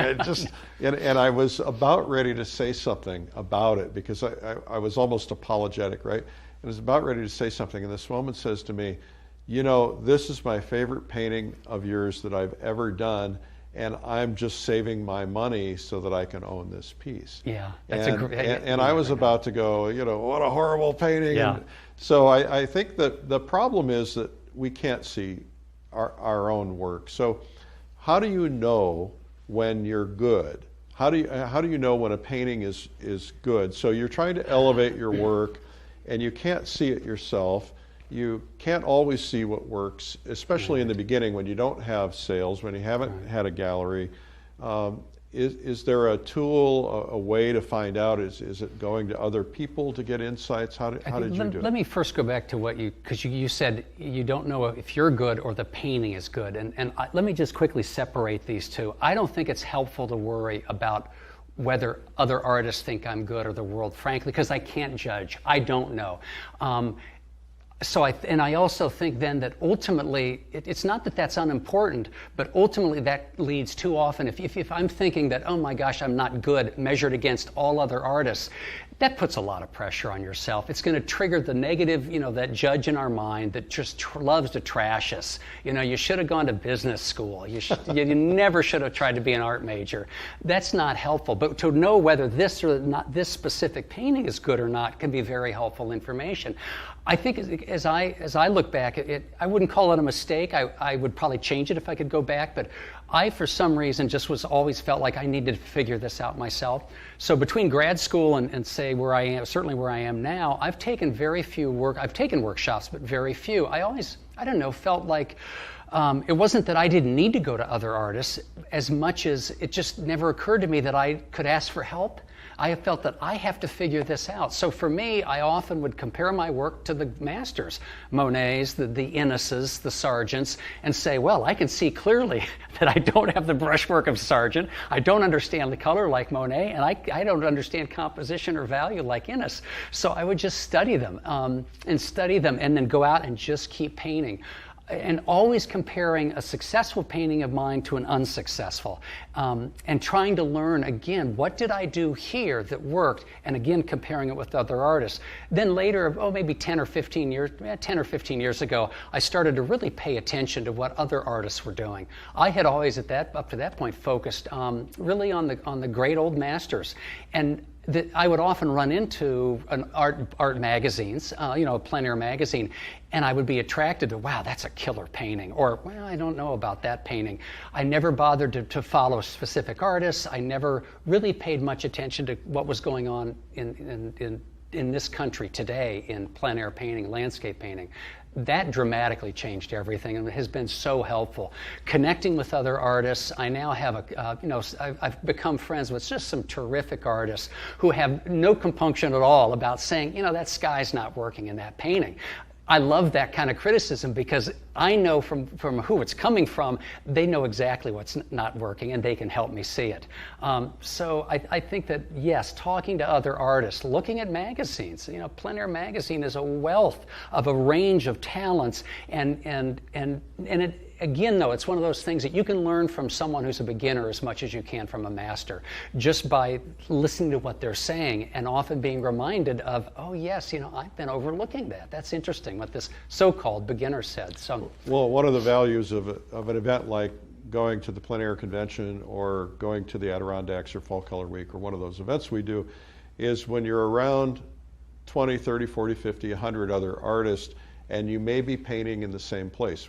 As you know, in the That's Adirondacks, we typically go to this one scene that we all paint together, and there's a row of 100 artists that are lined up, and yet if you walk from painting to painting, nobody's doing the same thing. Nobody's doing the same scene. One person is focusing in on a lily pad, another person is focusing on the peak of a mountain. And what it does by being around others is it opens your eyes to other possibilities that you hadn't thought of. The danger in all of that is, of course, is to go back to your painting and scrape it off and change it and go for something different. Feel that you have to adopt somebody else's style rather than staying true to yourself? That's right. Yeah. And one of the things I now try to avoid, you probably do the same thing, is if I'm painting with other people, I don't even want to walk over and look at what they're painting, because all of a sudden I'll be, oh, I should have done that in the sky, and start playing with that. You just have to kind of be true to yourself. You do. You said something else that I think is a really important aha moment for a lot of people, and that is the idea of magazines and books and really museums. So museums are your friends, and I find that the artists who seem to be the most successful, the ones who are embraced most by collectors, the ones who are financially the most successful, I find that they spend a lot of time in museums. I see that these people will get on an airplane and go to a show. When the Sorolla exhibit was in America, they'd get on an airplane and fly across the country to go see that show and to study those paintings. I find that the artists that have the most success are the ones that are going to the museums more frequently, and they return to the masters. That's right. And they're, in many cases, they're getting permission to go and copy them on location.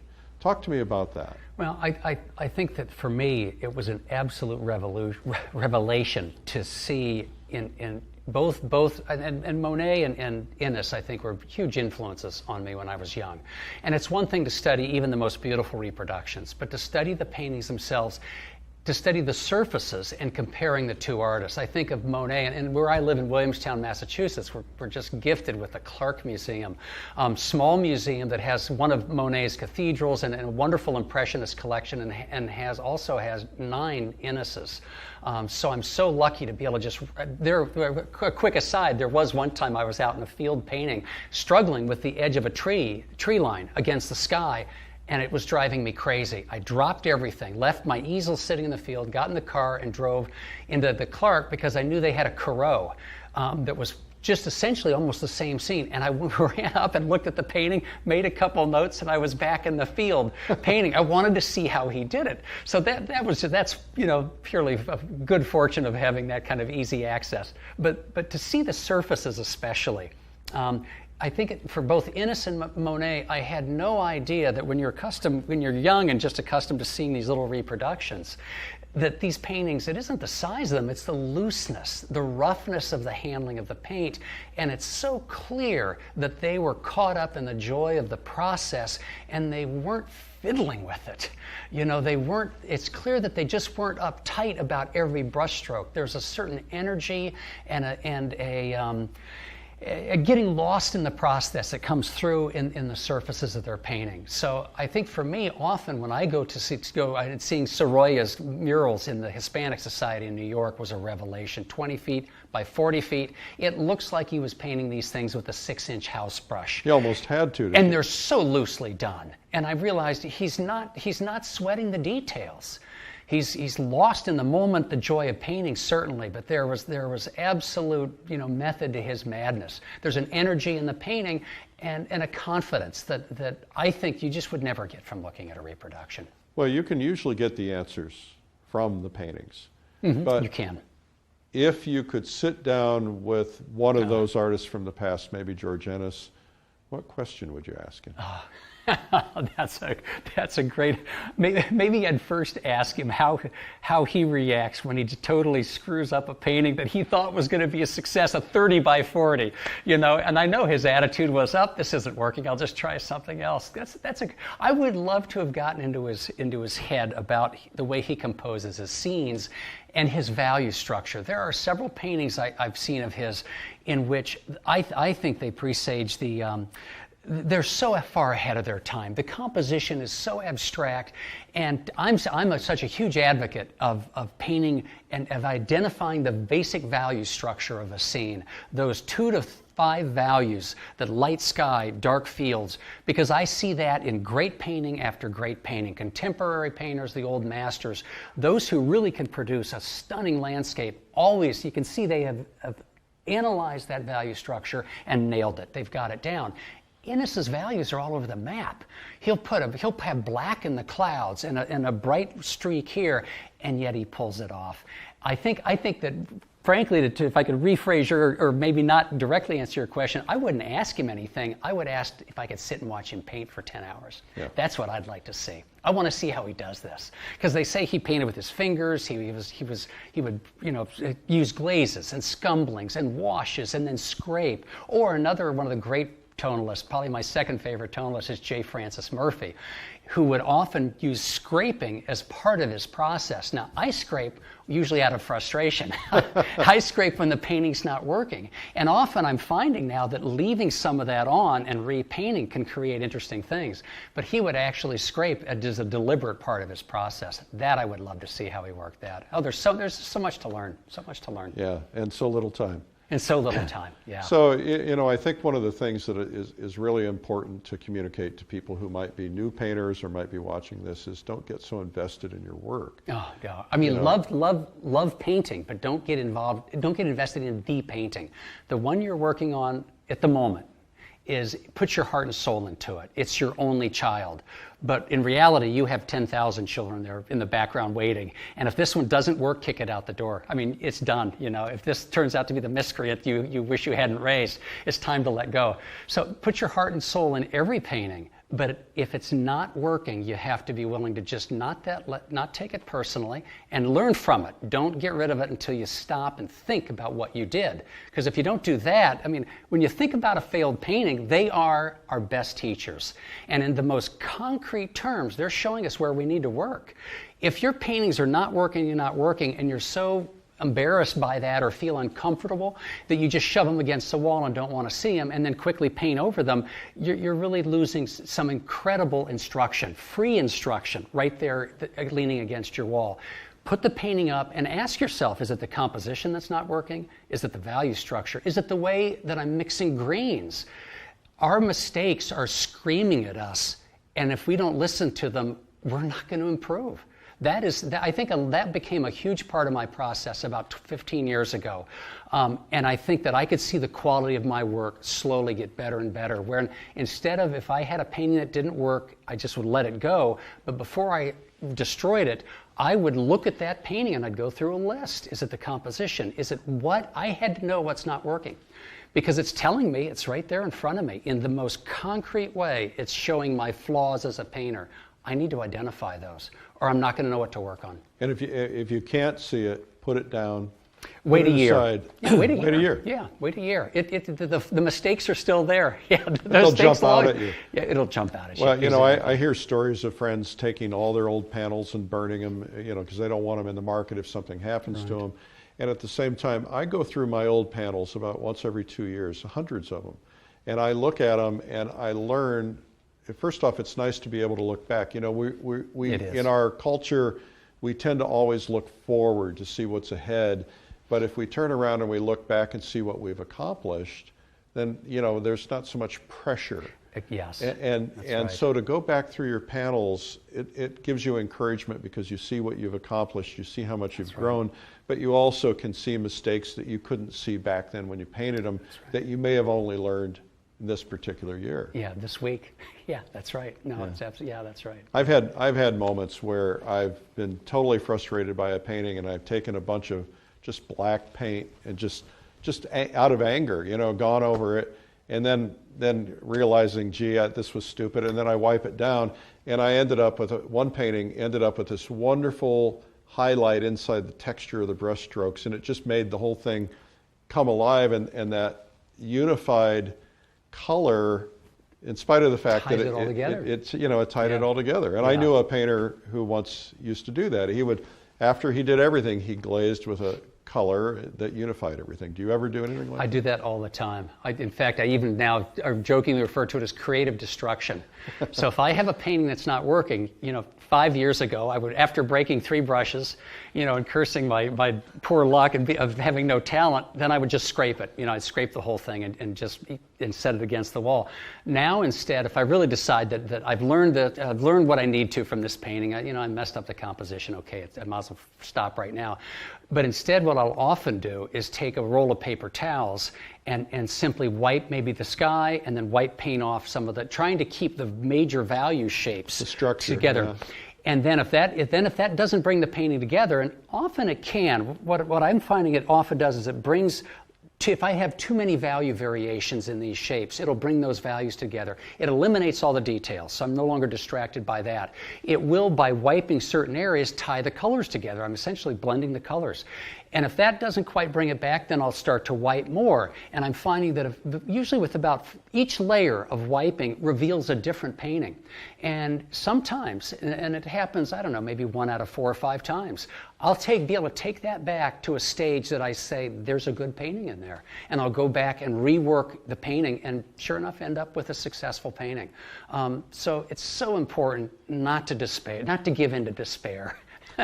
and simply say, okay, what did I do wrong? Identify that, but then, scrape the painting, put a single color over it, wipe it. You have nothing to lose but a mediocre painting, which is nothing to lose. So as a painter, what do you think is the most important lesson you ever learned, and who did you learn it from? Wow. Strangely enough, I would say the most important lesson that maybe was a turning point in my realizing that this is something I can learn and I can do this was about 20 years ago from Cézanne, who I read, and it may be apocryphal, or I may have been mistaken, but I seem to have read someplace where he would take 1 or 2 brush strokes and clean his brush, step back and look, 1 or 2 brush strokes.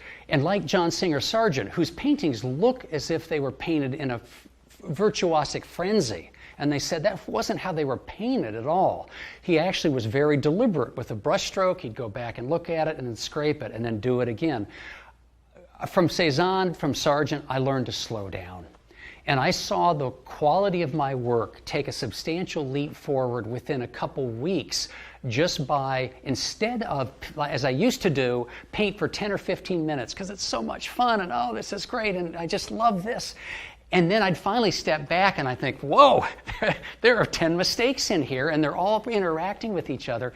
I simply decided to slow down. So now I will take no more than, I don't know, maybe 3 or 4 brush strokes, paint for 15, 20 seconds, step back. 15, 20 seconds, step back. I found actually my productivity go up because I was making so fewer mistakes that were fatal to the painting. I caught mistakes early, and then I could see one mistake that would jump out rather than so many mistakes in the canvas that I couldn't tell what was good and what wasn't good. Well, they say Sargent wore out the carpet because he stepped back so much. Exactly. Well, one trick that I've learned is that sometimes I'll put the paper towel in the back so that every time I need to wipe out my brushes, I have to walk to get a new piece of paper towel because I forget to step back. To step back. It's huge. We can slow down. We don't get points for being first to finish. You don't. And I think it's particularly difficult painting plein air. When the scene, you know those colors are going to change in 20 minutes. Yes, then go to that area first just to get the color down. But I find myself having to, especially plein air, say slow down, slow down, slow down, because it's always better to end the day with an unfinished painting that's really working than a painting that's quote unquote finished that's a loss. That's because you rushed it. You rushed it. Don't rush. There's no hurry. Yeah. So for somebody who might be watching this and is early stage painter, just beginning, just learning, what's the best advice you can give them? A beginner. Patience. Be patient. Think long term. These skills, you can develop these skills. Talent. One of my favorite quotes that I wish I could. I don't know who said it. I wish I could attribute it to him or her. But in the long run, perseverance and talent are indistinguishable. In the long run, perseverance and talent are indistinguishable. So don't despair that you weren't born gifted with sergeant's, ability. I certainly wasn't. But through just steady work and tapping into the joy of painting, the fact that you want to do this, being willing to create a lot of bad paintings in the process and learning from them, patience, but do work that's meaningful for you. Because this endeavor is so, it takes so many years and decades to really begin to master all of this. And we produce bad paintings and we produce good paintings. We have good weeks, bad weeks. We have good years and bad years. And we all have had months on end where we just, what is going on? I can't seem to make the right decisions.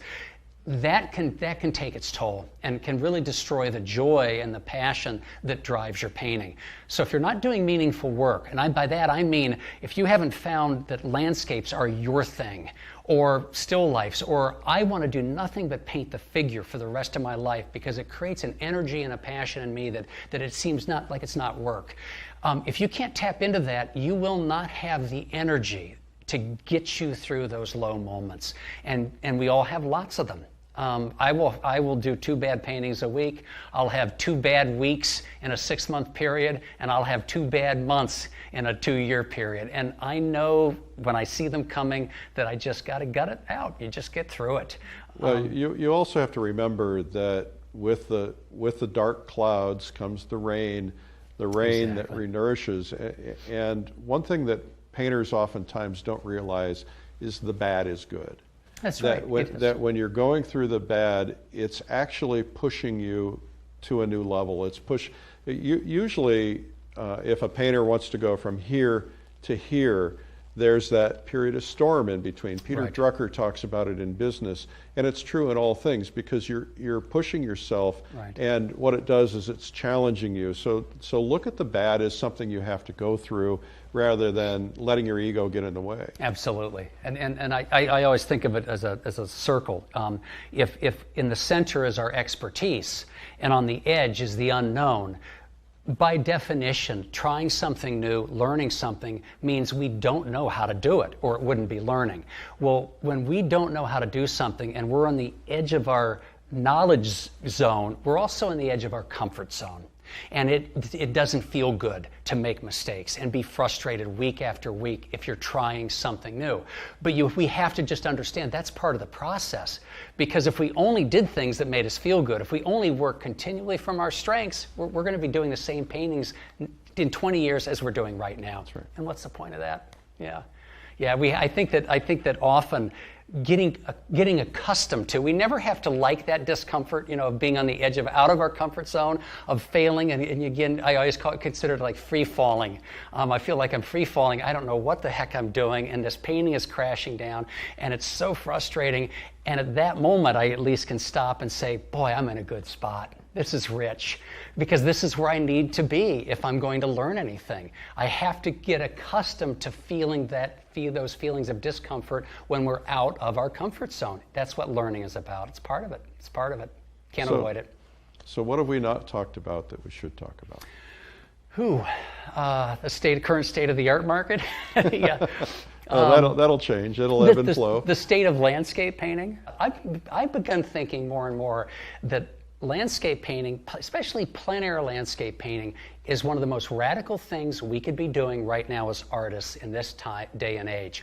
And you think, oh, radical art are those crazy things, the really, really far out things that you see Sotheby's selling for $50 million, or you see at Mass MoCA, where I live, the Museum of Contemporary Art, Massachusetts Museum of Contemporary Art. And again, not to criticize those artists, there's room enough in art for everything. It's a huge field. It can accommodate everything. But I think that we as plein air landscape artists, or as landscape artists, don't appreciate often enough. In our current time and culture, I think we're actually rather radical. To paint on location means that we're more concerned with experiencing this beautiful environment of ours, which is endangered, and celebrate the beauty of that. I think in general to paint landscapes is to celebrate our connection with the earth, to celebrate beauty, which I think in the contemporary arts circles is looked at as with a little, bit of an askance eye. Can seem awfully naive. We're representational artists. I think that at this time in art history, where what is considered the cutting edge of art is so opposite from where we are, I almost feel like we've come full circle. And we are doing what I think is pretty radical, going back to the past and really connecting with a lot of that. Historically, that's always what happens, is what becomes radical then goes out of style and something else new comes in style, and sometimes it's something from the past. This is a very interesting observation that you've made, because the plein air movement is the largest movement today in the history of art, ever. There always were plein air painters, at least going back as far as Constable and probably a little further back than that. But there weren't large groups of people who painted. Probably the largest group of plein air painters back was when the Impressionists were painting together, and there were 5 or 6 of them. And then there were some small groups of people, Willard Metcalf painting in Connecticut, and there were some small groups of people there, and there were some small groups of people in California.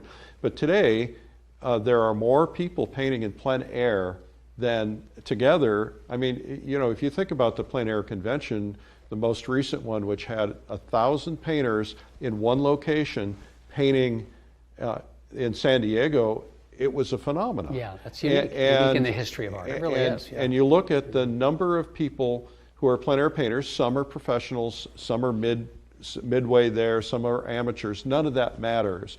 What matters is that they're enriching their souls, they're enriching their lives, they're expressing themselves creatively. They have this community where they're together as a whole. And to be a part of that is magnificent. And people will look back on this time. Jean Stern, who's an art historian at the Irvine Museum, says that this may be the most important art movement in the history of art, because there's so many people plein air painting. I can believe it. And I think part of that too is what I consider the deprofessionalization of painting. As someone who considers myself a professional artist, it's what I do for a living, and I make my income off of it. I'm aware, though, that too often professionals in the field, whether they want to or not, because of their very expertise, can serve as a deterrent for beginners to even pick it up and try it. We live in a culture that's so focused on success that only if you succeed does it matter what you did. And always the focus is on the outcome, forgetting that the process of just painting, someone who is a joyful painter as a beginner, what I experience painting and what they experience is absolutely identical. That joy knows no hierarchy. That passion knows no hierarchy. And I think that what I've seen, this plein air movement, is it's giving permission, an overused cliche, but it's giving permission to people to be beginners again and to pick up and enjoy something in the moment, the process while they're doing it, and not compare themselves incessantly to the so-called masters at the top of the field. Because so much through history has been, the Monets, we worship the Monets and the Sargents, but how many times have that worshiping them has discouraged people from picking up a brush and trying it? I could never draw, I could never paint. And in reality, you can. And with very little instruction, you can come up to a very simple level of competence that can give you great joy. That's one of the other attributes of this whole great plein air movement that I think is just absolutely terrific. It's getting people on the streets and saying, you have a creative birthright, and the you have a right as just a human being to go out and experience your own creative prowess. Do it, just do it. And my plein air studies are my most valued possession other than my family. And I won't sell my plein air studies because I can look at that painting and relive the moment when a deer went leaping through the woods, or when there was something going on, freezing cold out painting the windmills in Holland. And so those are things that people can experience in their lives, and that it enriches their lives. I think with all movements, there's always an old guard. And the old guard doesn't want anything to change. And the old guard in the plein air movement doesn't like the fact that there are all these people coming into it and all these people learning to paint, because their attitude is, well, this is going to dilute the marketplace, this is going to make the cost of paintings go down, this is going to put new competition, and some of those things are true, and we have to be careful about that. That's why I'm constantly pushing quality, that everybody needs to pursue quality with vigor, that they have to really go out and try to always elevate themselves, because we don't want plein air painting to mean bad painting. That's right. We want plein air painting to mean this is something you've done on location. It's something that it doesn't have to be a finished painting. But most of the people who are doing this are never going to be professionals. They're never going to sell a gallery. They're people who just want the joy of being out there, enjoying nature. Maybe they're not golfers, maybe they're not people who hike, but they're people who love to be outdoors, and they're creative, and they want to get their expression onto that canvas. And that's a special thing. That is a special thing. And I would even, in terms of the market, I would counter that to have these plein air events in all the different towns and cities across the country, you are exposing to everyone in that town painting and what it means and the process, and inciting curiosity, and chances are you're creating a market. You are creating future buyers of those paintings, if not the onlookers, even though the beginner painters, those who try it and maybe continue to paint and never get in a gallery, but odds are they will themselves become a collector later. So I don't see any downsides. There's no downside. When when we started Plein Air Magazine, there were probably not 5 plein air events across America. Today there are hundreds of events that are attracting people from the local community who are going home and putting original art into their homes instead of posters or reproductions. Right. And as I've been to your studio, I know that when you're surrounded by original artwork, it completely changes the nature of your environment. And so we're enriching lives for other people, and some of them are interested and they want to learn how to do it. It's amazing to me how many collectors are now becoming plein air painters because they have gone to these events and somebody has done a workshop and they've been inspired. And so it's making everything better, I think. I think so too. These are skills that can be learned. Yeah. Well, this has been a fabulous time together. I'm really excited about what I've learned from you, and I'm very complimentary of what you've done. I'm a big fan of your artwork, and I think that we're all going to grow by observing what you do. Well, thank you. I'm still learning a lot. So much to learn. Yeah. Thank you very much. Well, that was John McDonald, and the video is called Creating Dynamic Landscapes. And you can learn more about it at lilyartvideo.com. Remember, there's a special discount code today only in the comments section. Thank you for watching.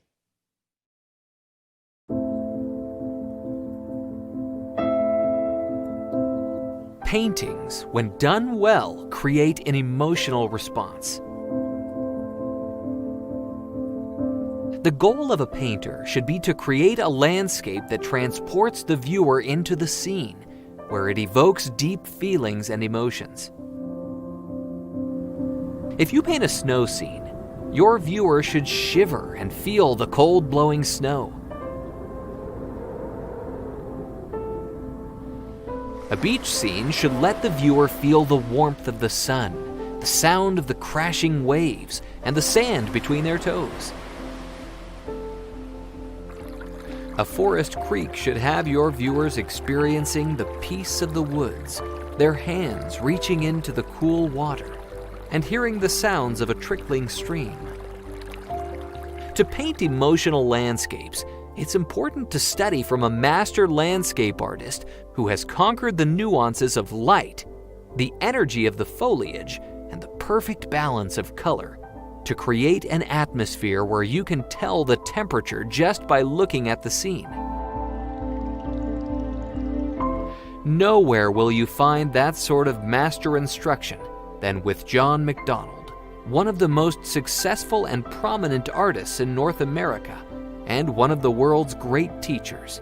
I am not going to be offering you any secrets, any special techniques known only the chosen few, any secret formulas that'll make your paintings glow like a Vermeer.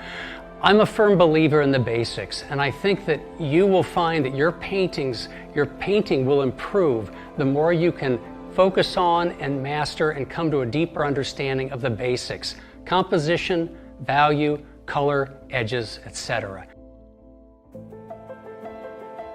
You'll discover incredible insights, which are the important keys to mastering any art form. It's value, not color, that creates the illusion of space. It's value, not color, that creates the illusion of light.